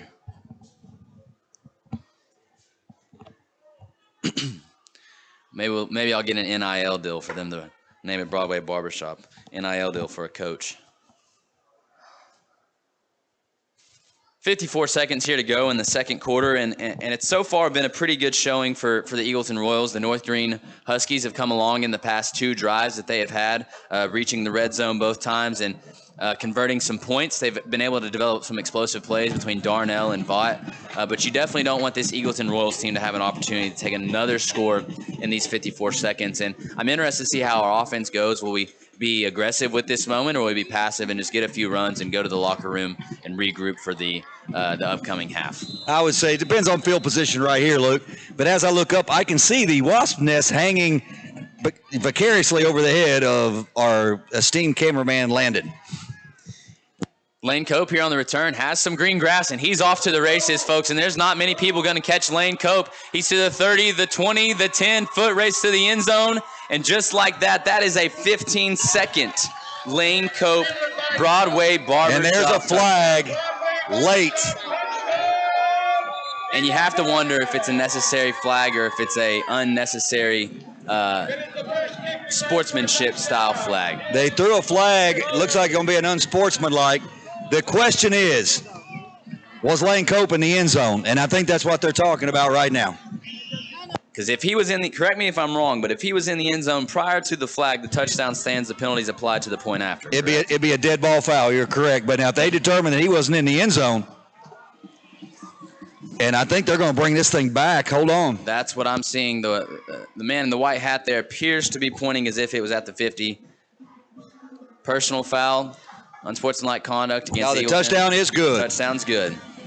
Touchdown is good. So that will make. I think they'll enforce that on the kickoff. And just a little bit about Lane Cope. As I said pregame, Lane Cope's one of those athletes here at Eagleton Royals that just does it all across the board. He's a great football player, one of our star wrestling athletes here with the Sessi Eagleton connection. And even in baseball, he was our starting center fielder. And as you saw him run there, probably about a 4.5 40, that kid can track down anything in the outfield, and he definitely goes after it. So Lane Cope, another great athlete for Eagleton Royals. Three-sport athlete, and they're late getting off the field. They got him off. That's Steinbach. Tough snap, kicks it through. That'll put your score 41-14. And Randall Davis coming through with another Fred Thompson movie, Die Hard 2. North Greene 14. I think Randall feels bad for you, Coach. I think he sees that you're outmatched intellectually up here, and it's just he's got to help you out some way, somehow. He's switching between TBS, watching Die Hard 2, and the Aces and Liberty, I'm sure, of the WNBA.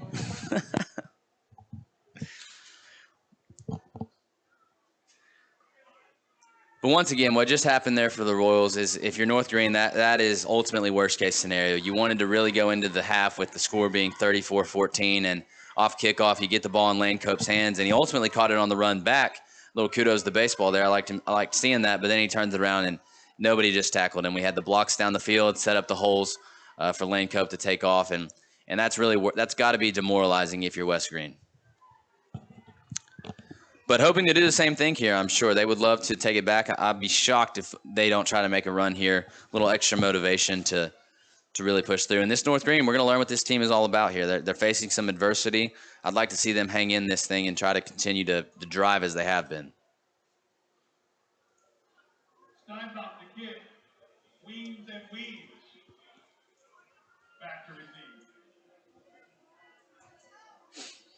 As Steinbach lines up for the kick here, looks like they are applying the personal foul penalty from the kick return by Lane Cope, pushing us back 15 yards, which is a good best-case scenario for North Greene. As I feel drawn to go talk to the sunshine of Eagleton Village, Travis Hart. We'd love a little live on the air interview here. You better hurry. You've only got a few seconds to get to him. I will get Coach Childs coming into the locker room. So if Covey, if you can let Miguel know to hang out by the 30 for me, I'll appreciate that.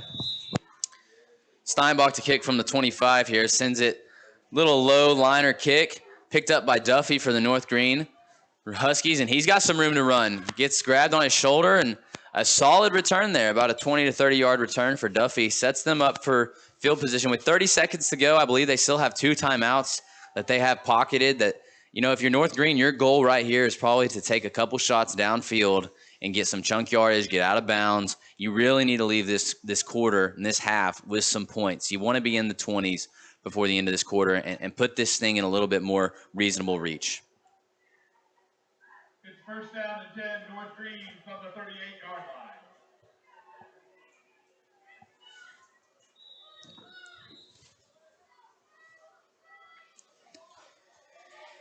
North Greene lining up with what appears to be a quad setup over here on the near side of the field.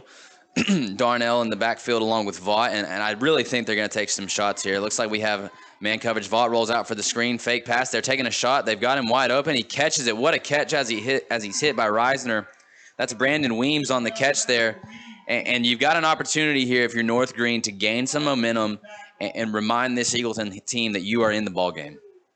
Yeah, any points right here. And you got to give North Greene credit. They're taking shots, but they keep coming back, and they're fighting, doing everything they can to get in the end zone here. And, again, still get the ball coming out to start the second half. Absolutely, and that's something you've got to look forward to.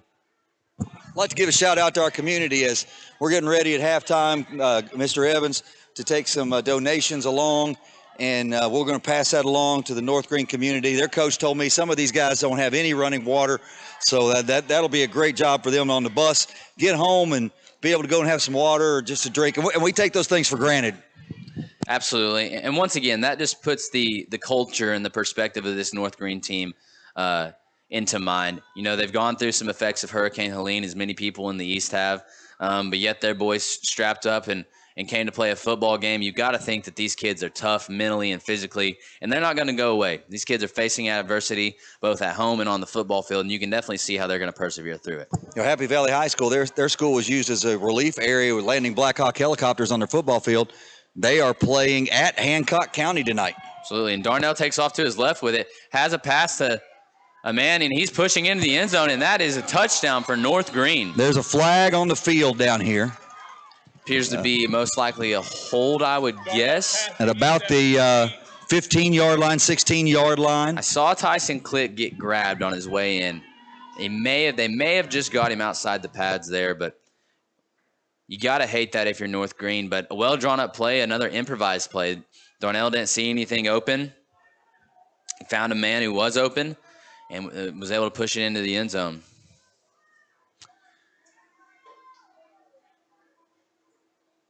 Little conversation here going on between our officials to get the right call.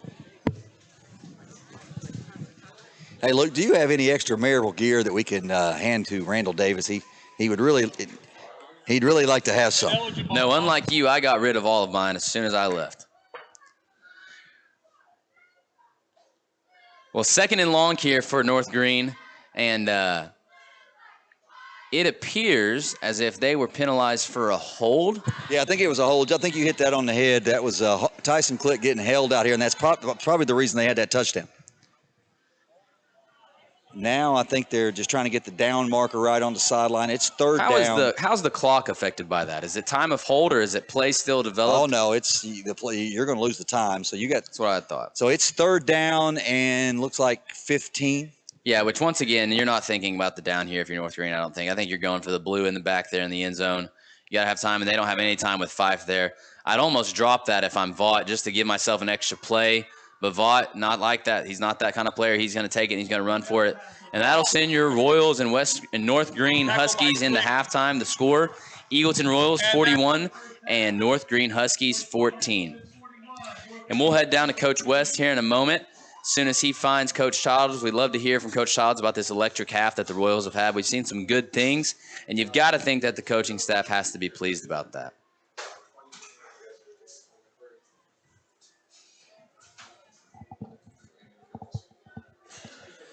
Once again, a great game so far. Eagleton's been able to put up several scores, and they've really been able to convert on almost every drive that they have. The North Greene defense has been unable to stop the Royals. And let's head down to Coach West as he's with Coach Childs and hear about that half. Well, Coach, I'm thinking, is that 7 for 7 on the offensive side? You tell me. Or 6 for 6? 6 for 6. Yeah. The pass to Lane Cope may be the prettiest pass I've seen Nate throw this year.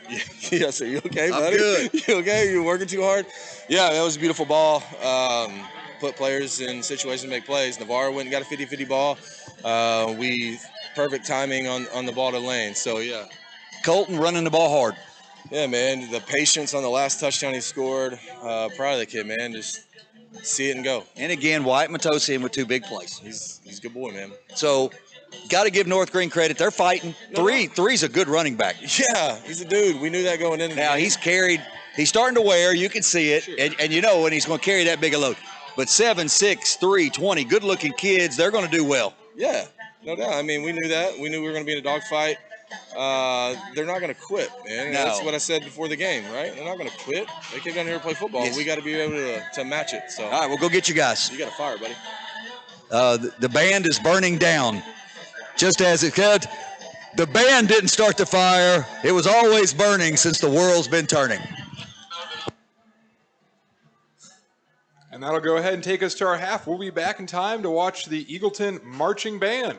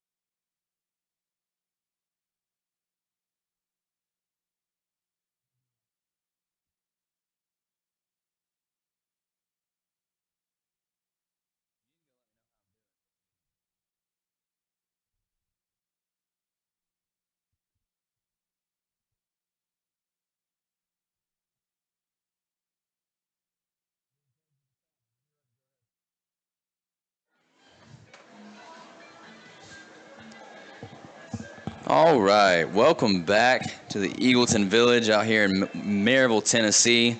So far, we've had a great game between the Eagleton Royals and the North Greene. We've really seen Eagleton kind of take over the first half, putting up 41 points. Some highlights of that first half is you got Colton Relation with 3 touchdowns.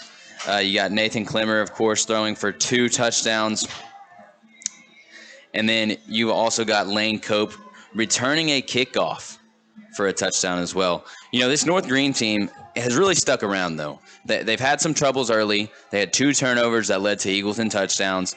But other than that, they've been able to move the ball. They're actually matching Eagleton in first downs.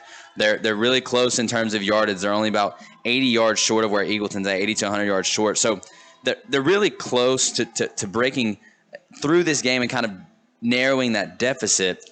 But they really just need to take care of the ball and move a little bit more explosively. They ran 41 plays, and this is a team that they've got players playing both sides of the ball, and that's tiresome. So coming out after this half, I think you'd expect to see North Greene try to make more explosive plays, get on the field offensively, get some points, and have their defense stop this Royals. They have yet to stop Eagleton on the offensive side of the ball. Eagleton has been able to move pretty efficiently so far. Some key players for North Greene so far. We've seen Yeshua Vaught, the running back number 3. He has had 13 attempts for a total of 54 yards, and he is just a power running back. He is shifty and he is powerful. He runs through most of the players that he encounters, but we've been able to contain him. And you've seen the quarterback and cornerback, Thomas Darnell, has 7 pass attempts for a total of 44 yards. Once again, they're really trying to find the explosive plays. On the receiving end, you've had Jake Duffy for North Greene as the receiving leader with 33 yards. And you just have seen this North Greene team really push through the adversity. They were down at one point, I believe it was 27-0, and then fought back and scored a touchdown. And they've brought it back to 41-14. So as we go throughout this half, I really think you're going to expect North Greene to stick around. I don't foresee them going away. This is a team, as we talked before, their boys have experienced the effects of Hurricane Helene. They've faced adversity, and they're going to push through. It's just up to the Eagleton Royals to continue to lock in and continue to stay focused on their role and their task and their assignment on each play and try to contain this North Greene team. And, Coach, just want to pass out there our prayers, but also our donations going to the North Greene area as well as to Hampton. I know that that whole area was really decimated with this storm. Saw some pictures of some of their fields, and we're blessed to be playing here this Friday. So definitely keep that community in your thoughts, and just for all you guys out there, keep pushing through here. So this is you guys got a great spot. We're excited to get to come back out to you when you are back up and ready to go. Yeah, it certainly just lets you know, this is a beautiful sport, football is, but it's definitely a privilege. Every Friday night, our boys get to suit up and come out here, and we broadcast it. And, there's some many schools in many areas across the Carolinas, in Florida, Atlanta, Georgia, even in East Tennessee, that this privilege is not there this week, just based on the events that were out of their control. And we definitely want to send up our thoughts and prayers to those places as we send help to all of them that are struggling right now. Well, Coach Mack, as we get back into the second half here, what do you think are some of the keys for Eagleton to keep this game in their hands? I think for Eagleton, the only keys right now are mental. I think that physically it's been firing on all cylinders. The team's been locked in. You've seen them go 5 for 5 or 6 for 6, on scores. You've seen Clemmer throwing the ball well, running the ball well, Colton Relation in the backfield, moving the ball efficiently, finding Lane Cope and Wyatt Matosin and Navarre McDonald-Reisner. We've been finding those guys. It's just this next half of football, you cannot check out in a game like this with a team like North Greene. The second you check out mentally is when this team is going to score a touchdown, they're going to stop you, and they're going to bring this game closer and closer. Especially being up 41-14, the last thing you want to find yourself in if you're Eagleton is a competitive ball game, truth be told, because you've already put forth this effort to be 41 and up. You're going in a fall break. You're going to have a week off. You don't want to end it with a nail-biter, but this North Greene team is very capable. Despite what the score says currently, they're capable of bringing this back. So we are setting up here. Eagleton received the opening kickoff, so North Greene will be receiving the halftime kickoff. Once again, the same group of guys out there. Some notable names for North Greene. Number 7, that's Darnell. He's their quarterback. You'll see number 3 out there. That's Vaught. He is their running back. You got some other notable players for them. Number 1, Brandon Weems has been present throughout everything we've done so far, through everything the North Greene team has done. And you've also got, I believe it's I'm gonna guess brothers here, Braden Weems, or maybe twins. They're both juniors, so they've got number 1 and number 9, the Weems twins. They are going to be moving the ball, and they're going to be finding those guys. Jake Duffy, as I said before, he's also been present. So North Greene going to look to continue to use these weapons that they have to try to find an advantage. If you're Eagleton, I think right now you're going to get this kickoff out there, and you need to find a way to get prepared for South Greene in 2 weeks, but you also need to find a way to keep this game out of reach for North Greene. But a good time for the Royals to look forward as Steinbach sends this one pretty much deep to the back here. See a Weems twin pick it up, and he's got some green grass. And as I told you, this team's not going away. That is a 15 to 20-yard return there for Weems. That is Braden Weems. Sets the North Greene Huskies up with some really good field position right on their own 40, but they cut off a good bit of the field. They've got 60 yards to go. And I think that this first drive, if you're North Greene, I think that this is the most important drive of this half. You have to come out here. You have to set the tone. And you have to show Eagleton that you're not going away. So I'll be really interested to see how they handle this drive. Similar set that they have. They have 3 on the left, 1 receiver on the right. Kind of an interesting modified shotgun formation with Darnell. Darnell hands it off to Vaught, and he is caught in the backfield, but he escapes through. As I told you, Vaught's one of their guys. That's a gain of 8 right there. Vaught is a guy that you've got to hit him and bring him down, or else he's going to hurt you. All right, Luke, I just got finished stocking the second floor hospitality area, so I am back on the field. Awesome. We've been talking about how this drive for this North Greene team is probably the most important drive of this half. They have to set the tone that they're not going anywhere. Second and short here for North Greene. Takes a snap back in Vaught's hands. Stumbles in the backfield, but powers through. Takes 4 Royals to bring him down. Tyson Click, Navarre, McDonald Reisner in on the tackle along with Branson Vineyard. That's a nice pickup, but like we talked about earlier, this young man's got a lot of carries, and he just got licked about 4 times on that play. So that's a bound to start. He's going to be sore tomorrow. I think if you're North Greene right now, though, Coach, and correct me if I'm wrong, but you're going to play 3 to 4 yards in a cloud of dust, and then you're going to lull Eagleton to sleep and try to take a shot once you get within range. Yeah, they should have known right now that offensively they're having a hard time stopping us. So keeping the ball out of our hands is the only way. Ball out on the backward progress there, and they're not going to count that as a fumble. Yeah, the whistle would blow. But a 7-yard gain, and as I said, this North Greene offense this is the most important drive. You have to think this drive had to be something they talked about in the semi-halftime locker room that they were in, and I think you're really going to see them eventually take a shot here. They've so far gone underneath. Think they're going to dial up a shot once they get closer to the scoring distance. Another handoff to Vaught. Darnell keeps it actually around the left side, got his blockers, and he's off to the races. Pushed out of bounds by Branson Vineyard. And this is exactly what I was talking about, Covey. You cannot let up. You can't mentally check out, or this team will continue to hurt you. 7's a good football player. 3's a good football player. They've got some nice pieces. It's just our size up front.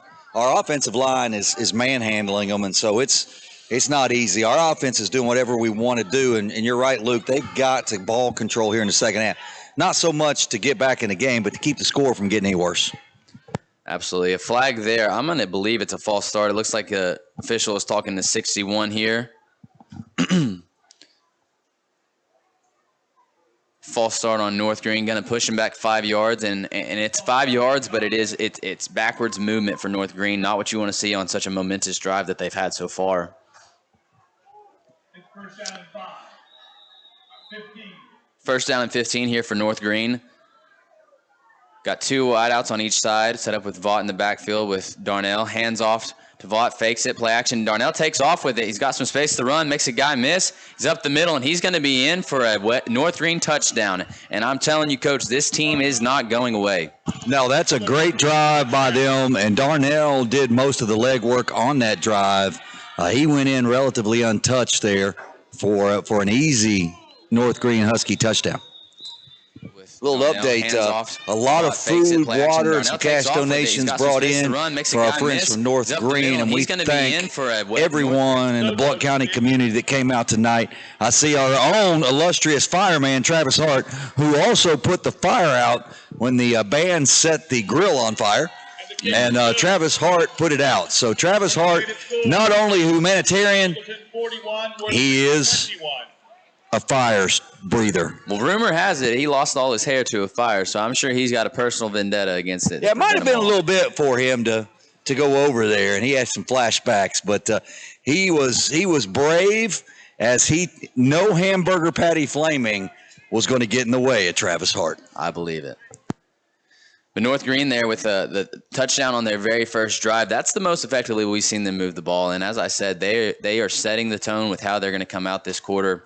It's changing the score now. It's 41-21, and that puts it within reach. Seven's a good-looking kid, and he runs the ball hard. 3 runs the ball hard. You're right. They're not quitting. They're going to keep going. I wouldn't be shocked for them throwing an onside kick at us right here. Honest, I mean, what do you have to lose at this point? You don't want to kick it deep to Lane Cope, who just took one back, and you know about Reisner, and you know about Relation. You don't want them to have the ball. You either kick it short here, or you try to take a risk, onside kick. You got some inexperienced players up here on this front line. They're loaded up hard on that right side. I would not be shocked at all. Who's over there on the right side? Is that Daniel Nelson on the far end?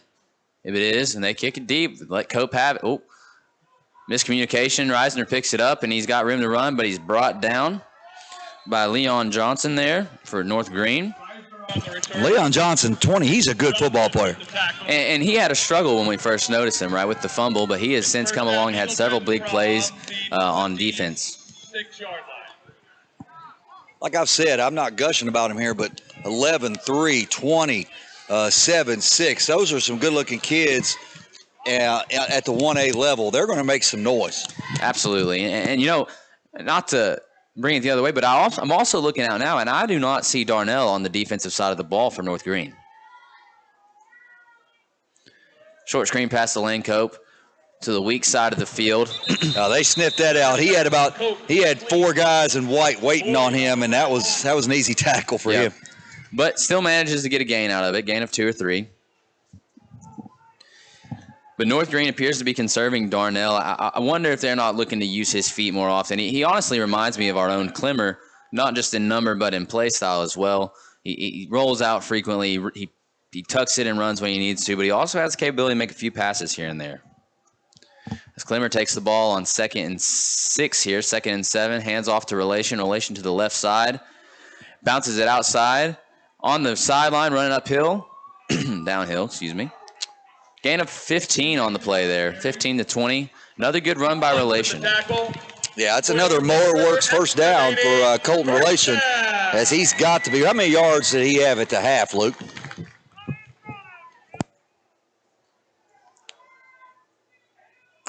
Relation had 122 at the half, so definitely going to be another record-breaking night for him. He previously held the single-game rushing record at 162. Got to be closer to 150 right now. He's going to break that record once again. And it looks like we're dialing up a little hitch route there for Navarre. Donald Reisner, just an easy read, had him open, cushion coverage, backed off of Reisner there, and we made him pay for it. They definitely won't want to get beat over the top. I think we're 6 points away. If I'm wrong, I'll be corrected from setting a single-game scoring record for us.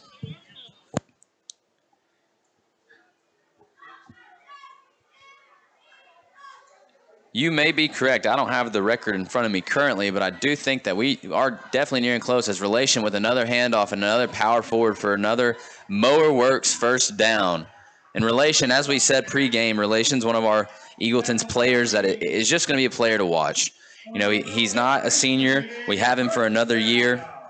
He's going to be a player that makes waves next year as a senior. He's a junior currently. Definitely one we're glad we're keeping. Yeah, he's ran hard tonight. He's up over 130, close to 140 yards. 1st and 10 here for the Royals from the North Greene 36. Clemmer rolls out right, takes a shot to Wyatt Matossian. He can't hold on to it. Yeah, it got down and Wyatt had it, and when he came down to the ground, his knees came up and he knocked it out of his own hands. But that's a tough catch. But a positive note, that Clemmer put that ball. He could have maybe led him a hair further, but it was over his rear shoulder. Matossian did everything he could to catch it, just dropped down a little too low. Yeah, he had it secured, but as he's going down, his knees came up, and the shock of hitting just knocked it right out of his hands. But a great try, good throw by Nate Clemmer. Absolutely. And you can see they're not pressing any of our receivers. Clemmer rolls out to the right. We're taking another shot to Reiser. Clemmer can't break the tackle, and he is hit in the backfield. That is a sack by Braden Weems for North Greene. Second sack of the night by North Greene, and Nate got kind of got caught looking. I think he's looking for Navarre. He had Lane coming right across on a crossing route, and he didn't see him because he was kind of locked in, and then pressure got to him. He had to tuck it. Yeah, well, it appears we ran that play twice. We ran it with Matossian, and you've got Lane on the far end trying to cross across, and you have your slot receiver kind of weaving in and out, trying to get those DBs to either miscommunicate the switch or maybe collide and not run into each other. And we probably would have had him open had Clemmer been able to have a little bit more time there. So 3rd and long for the Royals here as we hand off to Relation. He has the blocks, got to push through, pushed out of bounds at the 30. He'll be about 3 short of a first down there. Yeah, he's going to be about 5, maybe 4 yards short, 4th down. I think the offense stays. Yeah, I think it's not necessarily a bad look. We're within 20 points. I don't think that you're not looking to save any aggressiveness here. We're out of kicking range for sure. Might as well go for it here with a 20-point lead and see if you can't profit a few points. So we'll line up Clemmer in the backfield with Relation.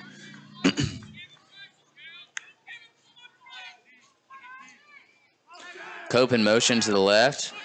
Hand off to Relation. We'll see if he can get it. He can. He pushes through to the 20 to the North Greene 18-yard line.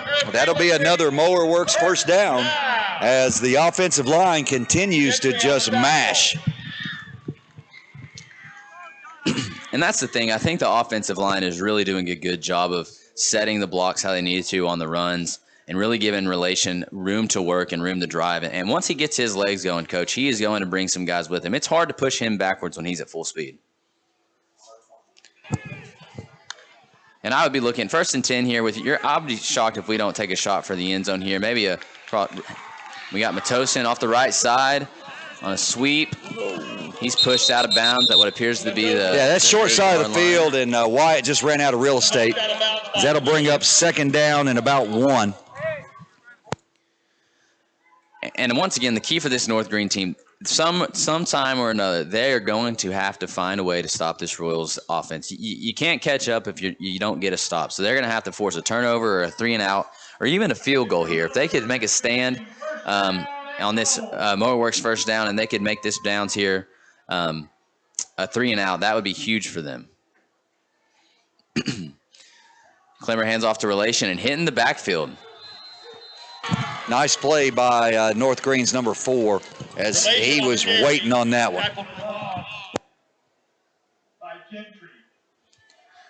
Gentry there on the tackle, Dylan Gentry. That was a great cut through the line there, just a slipped block, and was able to hit Relation in the backfield. So that gives us 2nd down, 2nd and goal from the 12, from the 11, correction. We've got a lot up front here, an H-back. Wouldn't be shocked if we weren't going to drop back here. And you got Cope wide open on the right side. Wide open for Lane That's Cope. A blown coverage by North Greene. It's a zone, and he just didn't see him. That is another Broadway Barbershop touchdown. Lane Cope's 3rd of the night. We have 2 players with 3 touchdowns. That's Colton Relation and Lane Cope.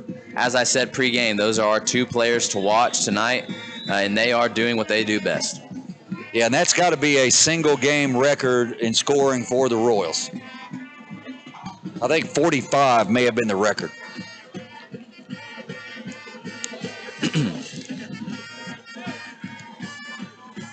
And that kick is through by Steinbach.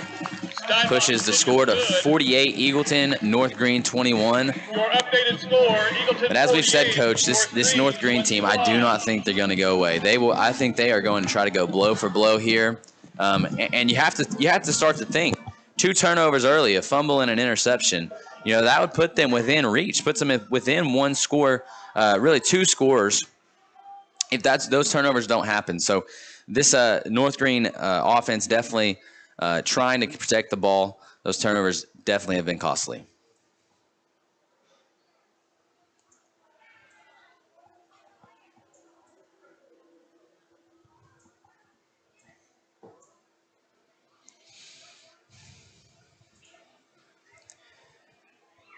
Your Royals will line up to kick here. Steinbach once again for the kick.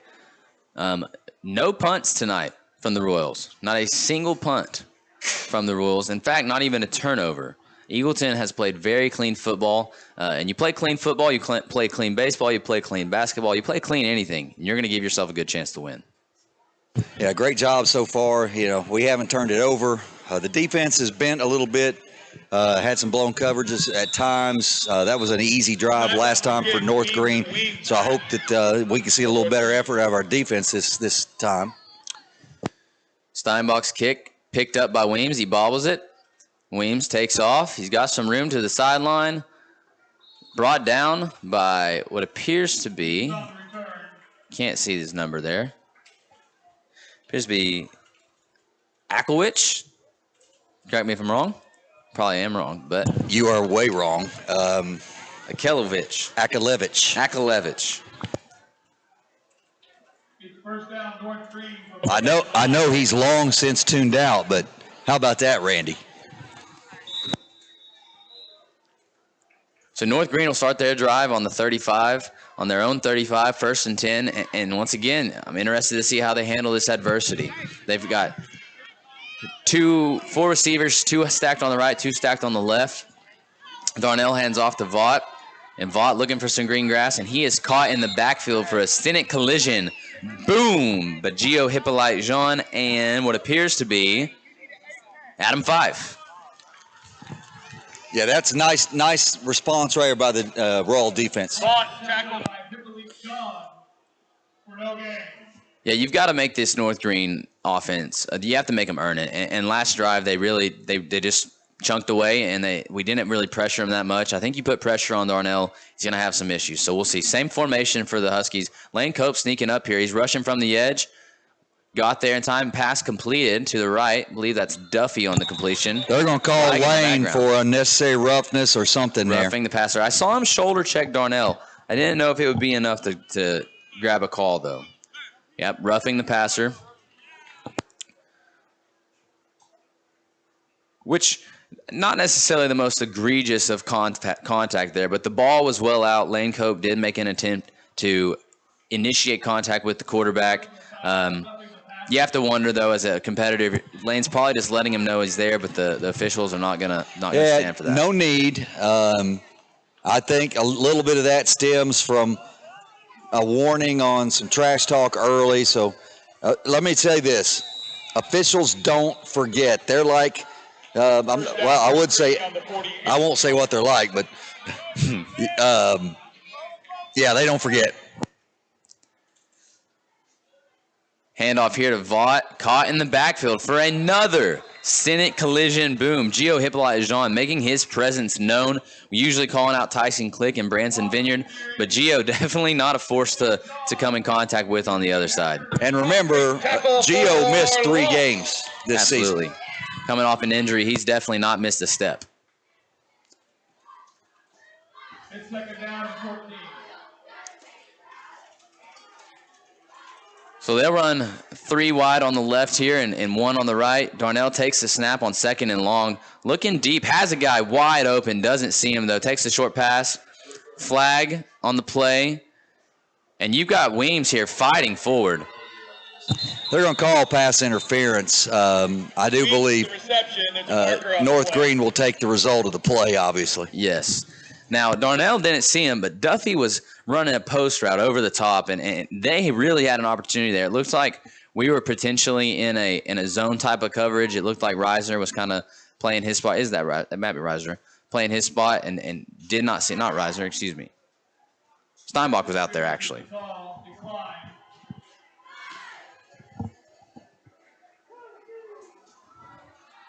Weems coming off the field for North Greene. Be 1st and 10 for North Greene from the 31 on Eagleton territory. And like we said, Coach, they are not going to go away. This Eagleton defense has to lock in. Another weird set. They're shifting the line here, overloading the right side. Darnell takes the snap, rolls out to his right, fakes the pitch to Vaught, and takes off with a stiff arm on 5. He gets brought down just short of the first down marker. And that's Alan Faree on the stop there. Alan just getting back for his second game after a couple games out with a concussion. And he's actually, that's not the first time we've called Faree's name tonight. So he has definitely been a player for us today, and he has been in on several plays. So 2nd and short here for North Greene. Darnell hands it off to Vaught, but caught in the backfield. Hit originally by Branson Vineyard, but just pushed to no end by Tyson Click. And those two defenders, you are not going to get away from them.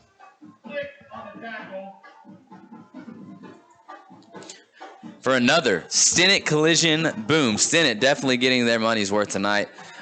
Lots of tackles in the backfield for the Eagleton Royals, which is always positive to see. Sets the North Greene offense up for 3rd and short. We got 3rd and 5. And I don't think there's any question. They're in 4-down territory. Oh, yeah, without a doubt. I would look for 3 on this, maybe a keeper by 7. That's worked well for them down here. But we're going to have a timeout, Eagleton. Coach Giles saw something that he didn't like, so he's going to talk about it. While he does that, let's talk about one of our sponsors. Let's go Print FX. If you need something done, my guy, Kaler Talent, will get it done for you. They do great work. They do it on time. They will work with you. They're great artists. You need door wraps. You need signs. You need T-shirts. Whatever you may need, my guys at Print FX will get it done. Location out on Ocala Highway. Looking to change that soon, I think. But right now, go see my guy, Kaler Talent, at Print FX. GT Shelley, we haven't called his name all night. GT Shelley's my boy. You need your yard mowed, call my guy GT Shelley, 865-441-6999, and let my man GT get her done. Tell you what, Coach, the officials never forget, but I don't think anybody's going to forget that phone number with how you say it. These officials, they communicate a lot with one another. So North Greene set up here for their third and middle distance here, 3rd and 5 it appears. Once again, 4-down territory for North Greene here. They're trying to rally a comeback. They're not going to punt the ball in this scenario.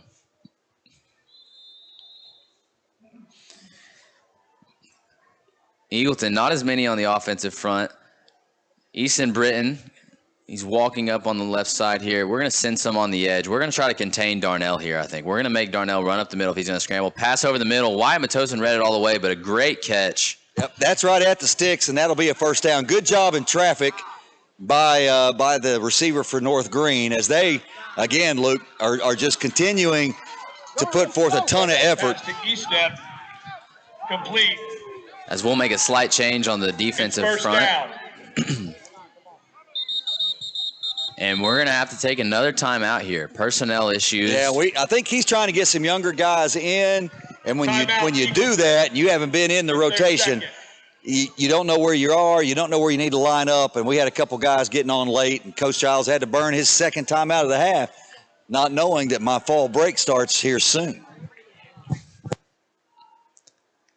Well, for Randall Davis and Ian Britton, their fall break started a few hours ago. They're taking the night off. Don't blame them.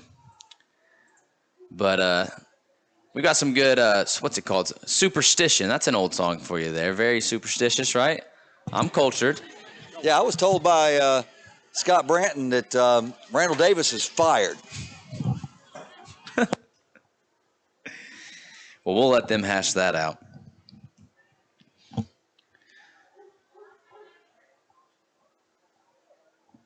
Once again, another beautiful night here in Eagleton. We're very blessed with the weather. We thought that we were going to have a storm was going to come over our way, but ended up dissipating out. We've had clear weather, beautiful temperature. It's 71 and clear. You can't ask for a better night for some Friday night lights. Yeah, it feels good out here, guys. And again, thanks to our students, Devin Elliott over there on the 20 red zone, on the Blunt Memorial red zone cam, Dina McMahon over here on the Broadway Barbershop red zone cam. I've got my man, Miguel Reyes and Drayson down here on the sideline doing a great job. Landon McClurg in the booth, along with the golden voice of Luke McLemore and John Covey. Darnell on the carry. As I said earlier this week, Covey is like Beetlejuice. You say his name 3 times, he appears out of nowhere. It's second down and Evidence exists, too. Evidence exists. North Greene with a short gain on the design quarterback run there to the right by Darnell. Gain of 2. Sets him up for 2nd and 8. Looking to punch this score in, and we've only got 2 minutes left in this third period, Coach. And you've got to wonder, you've got to start putting points on there quicker. As Darnell scrambles to the left, has an opportunity here. He's got to run through a few guys, and he's down at the 2-yard line. And number 7, Coach, I don't know how he's doing it. He's played almost every snap this game, and Yeah. he's not letting up. Yeah, he's got to be close to 100 yards, as does number 3. They've done a good job offensively, and you think up in their district if they can have this same type of performance. Now they're not going to go up. Very few offensive lines in their area it's first down are going to and be what we put out on the field tonight.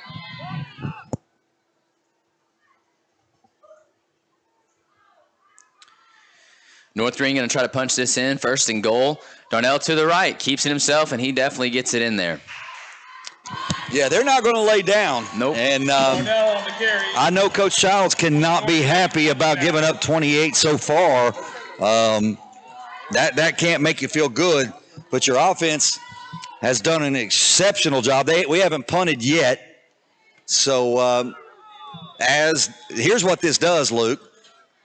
As they continue to score, that keeps our ones on the field. Soto to kick. Exactly. And not only is that for fatigue, but you're also raising the risk of injury for your ones. And, not that playing football commonly gets you injured, but the more you're out on that field, the more fatigued you get, the more likely you are to become an injured member. And that's the last thing we need as we go into a matchup with South Greene in 2 weeks after fall break. Right now, Willard King would have been, I guess, an emergency backup QB, or he has been. Willard's out with an illness tonight, so there's really not a backup. I guess Rylan Lowe may be an option, the sophomore, good athlete, but he hasn't played a lot of snaps. So as you get deeper into this and you're thinking, how can you get Nate out of this game, you may not see that happen.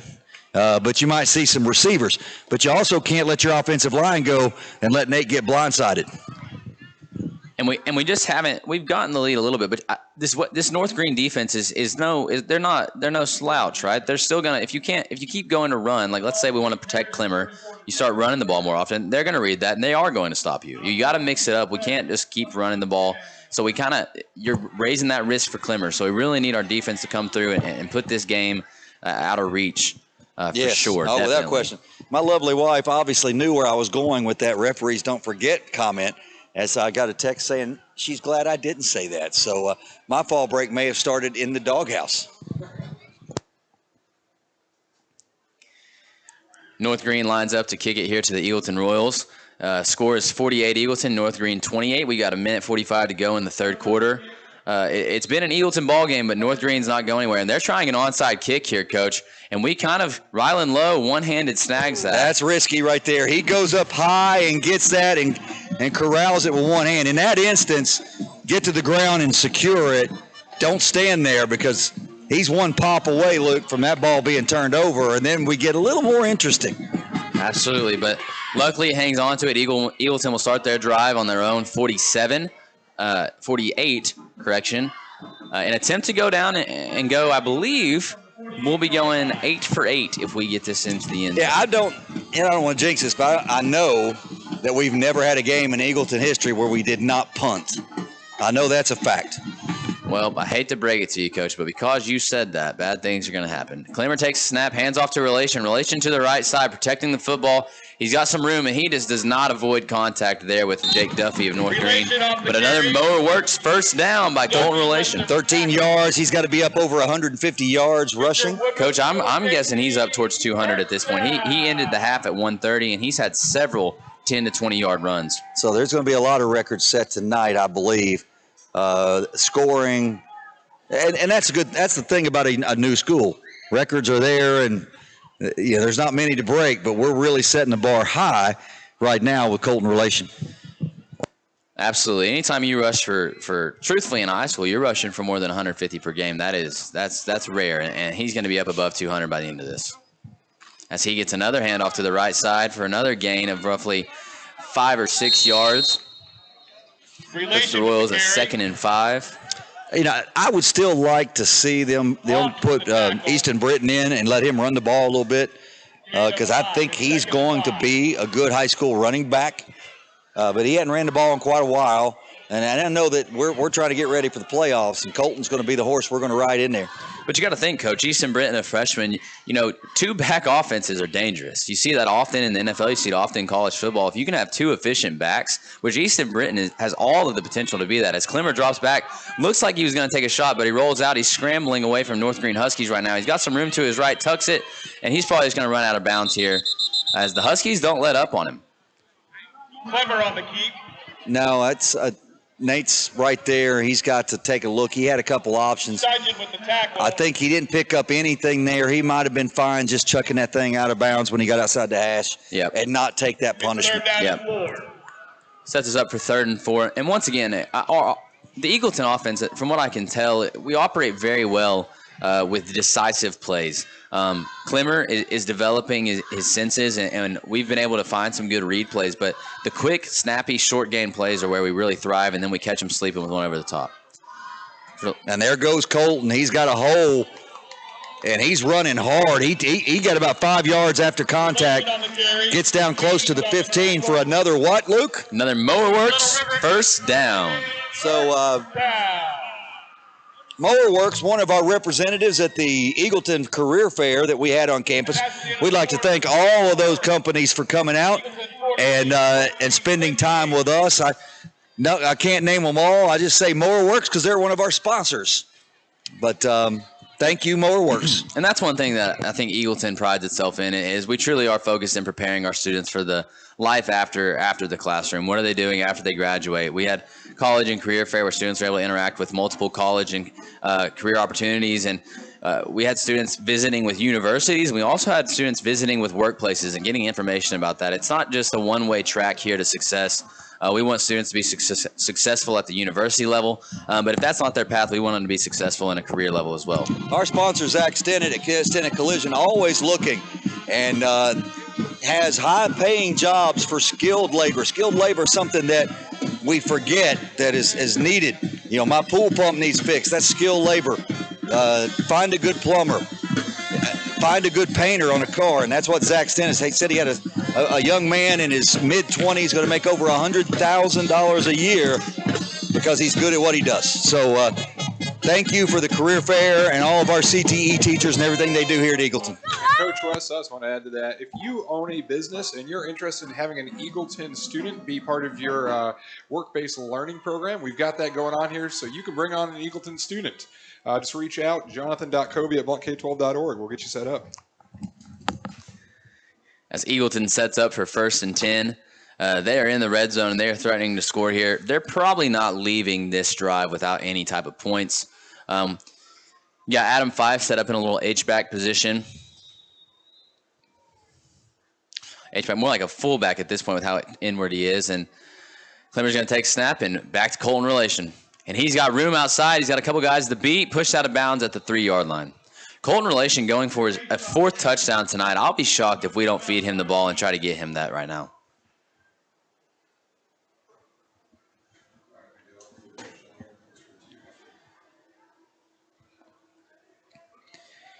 And once again, North Greene just struggling to stop this Eagleton offense. And that's ultimately going to be their downfall tonight. You know, Coach, I haven't looked at the overlay. I haven't been able to catch it yet, but I wonder how many of their defensive linemen are also playing the offensive front. Oh, it's everybody. It's no question. Clemmer hands off to Relation here, and he's going to punch it in easily. What a great gap he had. That is Colton Relation's fourth touchdown. In for another Broadway Barbershop touchdown. Broadway Barbershop touchdown. Yeah, great job. Is that 4 or 5 tonight for Colton Relation? I believe that is 4 for Colton Relation. I will go check my stats again, but I believe that is 4. So what a night for that young man. Here's what I hope they don't do. Don't go jump in the retention pond, please. And I'm getting information that 43 was the previous held record by Eagleton for points in a game. And they have now, with Steinbach's kick, or not Steinbach, I believe that's Braylon Stevens, kick through the uprights, putting us at 55 points. That is a 12-point break of the record. Braylon Stevens, not only a kicker and a soccer player, but an aspiring comedian. That's a tough road. That is Colton Relation's 4th touchdown. Yeah, great night by Colton. Is it getting close to 200 yards, 4 touchdowns, 55 points put up by this offense, and yet to punt. Yet to punt. That is correct. And if you're North Greene, it's probably starting to feel a little out of reach. I think that now it is a test of character as we enter the 4th quarter. What do these boys got left in the tank? What are they going to come out with? What are you going to grit your teeth at? And what do you have to play for here? You know, you only get a certain number of Friday Night Lights football games. You got to keep that in mind if you're North Greene. You don't want to give this one up. You don't want to let up. So I'm interested to see the grit that these young men have. Steinbach to kick. Weems back to receive. Weems and Weems. Back to receive as Steinbach prepares to send it. Nice little squib roller kick. Almost picked up by Darnell, the quarterback, but instead grabbed by Duffy. Probably a good decision there by Darnell to maybe consciously let it slip through his hands, but Duffy returns them to about the 35-yard line where North Greene will start there. 36-yard line where North Greene will start another drive, another attempt to go down and score some points. From the 36-yard line. So 1st and 10, North Greene, as they have, tell me if I'm wrong here, Luke, they've scored on 3 consecutive possessions? Correct. 1 before the half and then 2 after. So if I'm the Eagleton defense, I'm not happy about that. And I'm not either. Opposite of what I said, 2 before, 1 after. And I'm looking out there, and it's starters on the field for the Royals. Vaught caught in the backfield for another Stenick collision. Boom. I saw Tyson Click, Branson Vineyard in on that tackle, Easton Britton as well. And you just can't – we almost don't make a tackle in the backfield without those guys. Hippolyte Jean making his presence known. You got Harlan in there at defensive tackle, and Alan Faree back there at safety. And you can see Eagleton's defense is giving our line a break. We're running a 3 defensive front. That appears to be a fumble. It was a fumble, ruled rolling out of bounds, complete pass. But Eagleton's defensive front is definitely, letting up. We don't have Jewel in there. We got a couple other guys out. We're really just trying to push the edges.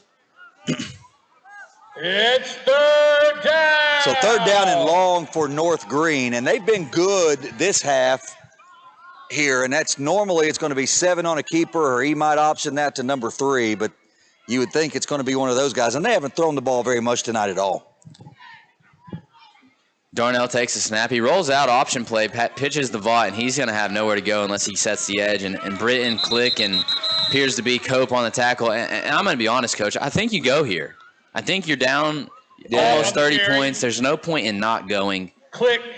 That's a good job of tackle for no gain. Of Tyson Click forcing him way outside, and a good job by Easton Britton there to shut the door. Absolutely. And I think this go for it. Obviously, it's kind of out of reach, but I think, they are punting, I see. Never mind.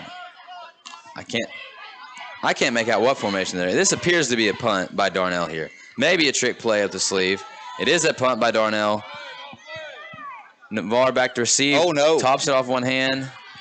But he's tackled. He did get it, so that was tough. Fields the punt. Duffy with the tackle. It's first down. And maybe a little bit of a business decision there by North Greene to just decide to kick it away. Yeah, I think so. You don't want to give us that short of a field.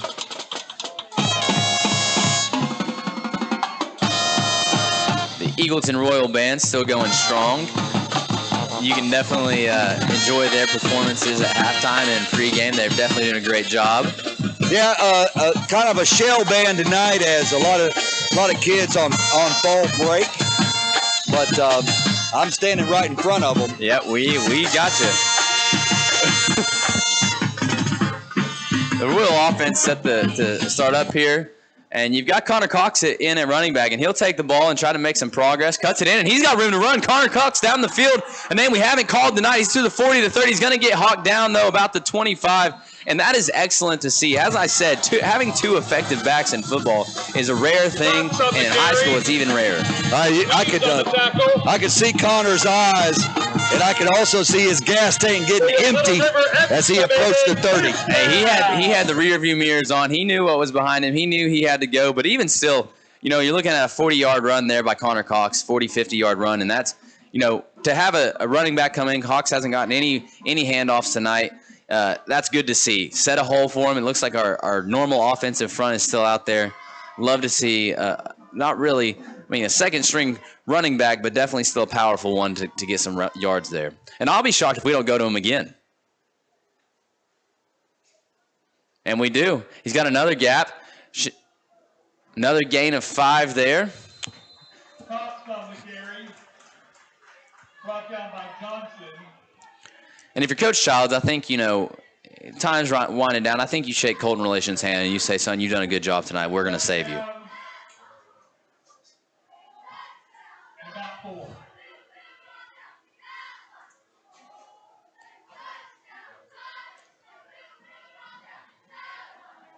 Little confusion. Maybe a slightly injured North Greene player hobbling off the field. Number 79, I believe that's Weston Barrett. Looks like it appears to be maybe an ankle issue. Definitely hoping that he's okay. He's down on a knee. But he has managed to – he walked off the field under his own power. So we'll hope best of wishes for that young man that he's able to make a return. Surely losing a starter for this North Greene team is not something that you want to deal with. No, they're thin as it is. But this game should make them better. I agree. I guess that will be false start on us. False start. And that's just mental, offense. Coach. And as I've said, the last thing you want to do whenever you're up like this is start making mental mistakes. You want to see your boys stay mentally locked in for the entirety of the game.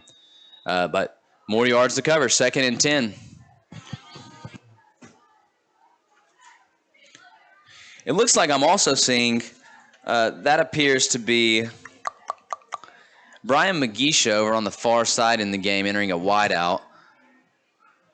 As we hand off to Connor Cox. Hitting the backfield, but evades the tackle. He'll drive forward for a gain of 3 on the play, gain of 2. The other running back, Jeremiah Fitzgerald, out with an illness tonight. It's 3rd down and about 7.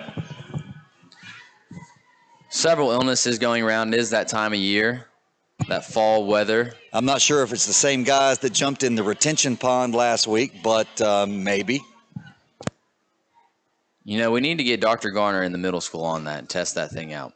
As Clemmer takes a snap here on 3rd and 8. Hands off to Cox, and he's got some room to run. He's going to have to beat some guys. Runs through number 5 for North Greene and is brought down right at the line. Yeah, he's going to be a yard short, so that's going to bring up 4th down and 1. And I think here, Coach, I'll be honest, I think you give Steinbach or you give Braylon Stevens. That'll be your wow, they gave it first down. Wow. Lower works, first down. He was clearly a yard short. But we'll take it any way we get. It would have been nice to maybe get a field goal unit out there. But I was tracking you on that, Luke. This may a Steinbach longer field goal, something you may need in a couple weeks against South Greene. Absolutely. First and 10 here for the Royals. Clemmer takes snap, gives it to Cox again. He's got room to run, powers forward. And I'll tell you what, Connor Cox, he hits people and he falls forward. I mean, that is a great attribute to have as a running back. He might not have the top-end speed like Relation has, but he's hitting people and falling forward, which is always good to see. We got a couple of substitutes in there on the offensive line. And then obviously Connor coming in to run the football and Magisha out there at receiver.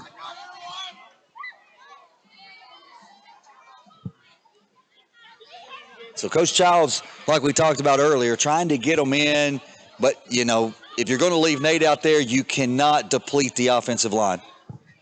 Absolutely. And you got to protect Nate at all costs. I mean, we're not super deep at the quarterback position as Matosin takes a sweep left, sets the edge, and evades a few guys. Matosin being a little shifty there, pushes the ball up to the 4-yard line. And that'll be another. Mower works. First down. And right there, Wyatt did a good job of vision. He went hard to the boundary, was able to put his foot in the ground, cut back, pick up the extra 3 for the first down. So great job by Wyatt Matosian, as the Royals got to be getting close to 300-plus yards rushing tonight. Absolutely, and you see Akalevich running out there to replace Connor Cox. This is the third Eagleton running back of the game. I'd like to see Akalevich get a handoff here and try to punch a touchdown in.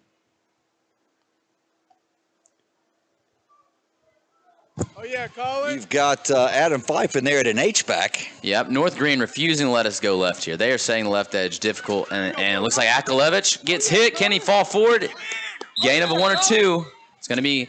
Yeah, he had it. I think when he saw the first contact, he kind of hesitated. They run him out. They gave him a chance, though. Yeah, I thought if he'd have just kept running, his momentum would have taken him and the defender into the end zone. But he kind of sidestepped to the left a little bit and gave the defender leverage there, Luke, with another big word. Absolutely.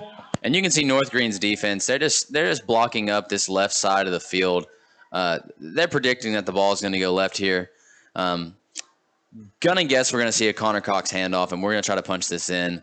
No reason to try to pass the ball or roll out with Nate. I think you've got 2 downs, really 3 downs to punch it in if you really want. So that's what I'm going to guess you're going to see. It appears. And Coach Childs burns his last time out. Timeout, Eagleton. And you got to think, as a coach here, you're probably trying to set up an opportunity for one of your players that is not an everyday guy. Maybe get Magisha in there, maybe run Magisha on the sweep or run Cox into the end zone. Yeah, they put him in there. They put in Akalevich, but then, you know, Connor's carried the load on this drive, probably has about 67 yards rushing on this drive alone. I think Coach Branton and Ridge Childs put Connor in to see if he could punch this thing in. Yeah, absolutely. Some changes on the offensive front. I think I see Kendall Click out there. See Jason Ellsworth still. He's usually a pivotal one out there. But score of interest. You know, Kendall Click got some reps last week as well. Kind of an interchangeable with occasionally at center, but also playing that right guard position. Still see, I believe that's Joel. Still see Hippolyte Jean. And we are definitely setting up in a tight package here to try to punch this thing in with Connor Cox. It's going to be a 2 yards, hard earned, I believe, right here. Matosin in motion to the right. We hand it to Matosin on the sweep. He's got room to the outside, and he's going to walk in. That is a Broadway barbershop touchdown by the Eagleton Royals. Touchdown! And another great night by Wyatt Matosian, and still no punts by this Royal offense as they have put 60 on the board. Yes, we are watching a record in action here. That is, with every point the Royals put on the board, they're adding to that record. Previous record held was 43 points. Eagleton's making that record appear small tonight. As we got Braylon Stevens again, set to kick this through. It's up, and it is good. Sets the record at 62 points, Eagleton. North Greene, 28. Eagleton 62. I got a feeling that's going to stand for a while, Luke. I would imagine so. I'd say 62 is potentially, I think that would stand at almost any school. If you're putting up 62 in a game, that means your offense has had a night. And once again, North Greene coming into this game allowed 17 points per game. They are no slack on defense. I think that we've just hit them with the fatigue and the repetition over and over again. They weren't prepared maybe for Colton Relation, Lane Cope. and Clemmer to be attacking their defense how they have been. And the physicality of the offensive line, I think that's been a game changer to rush for well over 300 yards, 5 or 6 rushing touchdowns. This has been an impressive performance. But to give Randall one more shot, exact score of last night's Maryville-Bearden game, 62-28.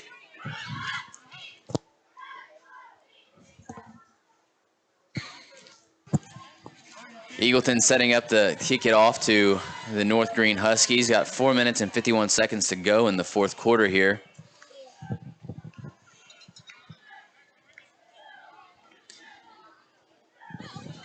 And as we said earlier tonight, Eagleton will not be on the air next week. They're taking a bye week due to fall break. Our boys will be enjoying some rest and relaxation. However, we are definitely preparing for South Greene in 2 weeks, as Steinbach kicks it here to Darnell, the North Greene running back, and he's not giving up, Coach. He's a player. Yes, he is. And he gets brought down about the 45. Now, Darnell on the return. We have every intention of broadcasting the South Greene game in 2 weeks. A lot of that depends on the conditions and the infrastructure and what the service could be in South Greene. So, T-Mobile, all eyes are on you. You see some new Royals entering the field here. You've got Nathan Tippett on the far side, number 15, playing DB. You've got McGeisha in the backfield, or not in the backfield, in the secondary playing safety. Looks like you got Rylan Lowe playing in at linebacker. I believe I saw Dalton Woodruff run in there on the defensive line. You've got several Royals getting some reps right now that are well needed. Nathan Tippett out there at corner. Yep. On the near side, you got Akalevich as Darnell has an open man. Oh, wow, what a great pass. Just slightly overthrown to Weems there. Yeah, it's a nice play. Just kind of, a little missed him. He was in triple coverage, but he ran right in between all 3 defensive backs. Yeah, but I think that's what you do here, Coach. I mean, you've got a few remainders of the Eagleton first string defensive line and Charlie Johnson but you're really going to have more time in the backfield. I think if you're North Greene, you just take a few shots, chunk away, and try to make some explosive plays and narrow this gap. As Vaught gets the handoff to the left side, drives through as he does fights through contact, and he just keeps pushing, Coach. There is all but one Royal in on that tackle. That's a gain of 7 yards for Vaught. Yeah, he's a tough runner. He's had himself a good night. And he's a good player. He is an excellent player. It's just as a running back, you can't run the whole game. There's not many players that can handle 30, 40 carries a game. It's third down. But it seems like if they could, Vaught would do it. And maybe playing one side of the ball he could, but Vaught's been all over on both sides here. They'll set up again. 3rd and short. Darnell takes the snap into Vaught's hands. Actually, Darnell keeps it, runs out to the right side. He's got room to run. Into the secondary, fumbles the ball, picked up by Eagleton Royals. On the keep. They're calling him down, Coach. I'm not sure if that's the right call, but I think it's an okay call considering the situation. Yeah, I agree. Well, I'll let Kobe take a look at that. We're taking a look at it here. You can see he's up. Coach, he is down. His knees did hit the ground right before the ball came out. So I do think that he was pretty good there. It was a good call on the officials' part. Plus a good field call. You don't want to stab North. I mean, there's no way to overturn that call should it be ruled a fumble. So I think that is the right call by the officials there. As Vaught takes one to the left side, he has the edge, pushes through some Royals for a gain of apparently about 15 yards. And Vaught is just not giving up, and neither is this North Greene team. And once again, I'll commend this North Greene team as we have all night. I mean, this North Greene team has experienced some adversity through Hurricane Helene, being not facing the total brutality of it, but definitely any brutality of it is enough, whether it's limited electricity, limited water, yet they got on a bus and came to play us. And really, they played some good football tonight. It's just not gone their way. What's the penalty here, Coach? I didn't catch it. Illegal block in the back on North Greene. It looks like they're running nope, just kidding. Same players. And number 20 with a run here, redeeming slips and falls, but good to see him gain some positive ground there by Leon Johnson. I believe that's only his 2nd carry of the night, and his first one resulted in a lost fumble. So good to see him with some positive yardage. Yeah, good job by him. And he's made some really good plays on the defensive side of the ball. He has, and that's one thing in this 1A football that North Greene plays is, you play two roles. Personally, I was a catcher in baseball, and I had two roles every day. I was catching and I was hitting. And I might not hit one day, but I might catch. And I might not catch one day, but I better hit. So playing two roles on a football game while taxing, and that's a fumble by Leon Johnson on the pitch, recovered by Eagletons. I believe that's Harlan. That's what I thought. That is Harlan Nelson on the recovery.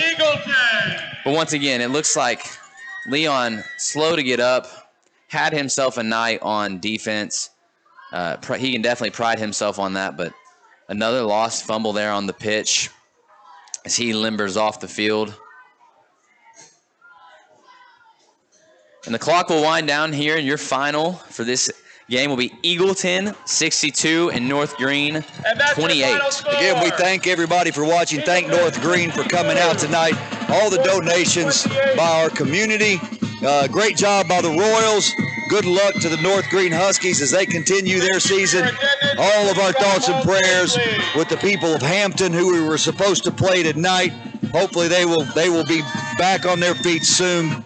Strong community. So thank you, Luke. Thank you, John Covey. Thank you, Broadcasting 3, as we will hopefully see you again for Royal football. And good luck to our volleyball team as they continue to the region tournament, and our girls soccer team as they begin district play. So good night, everybody.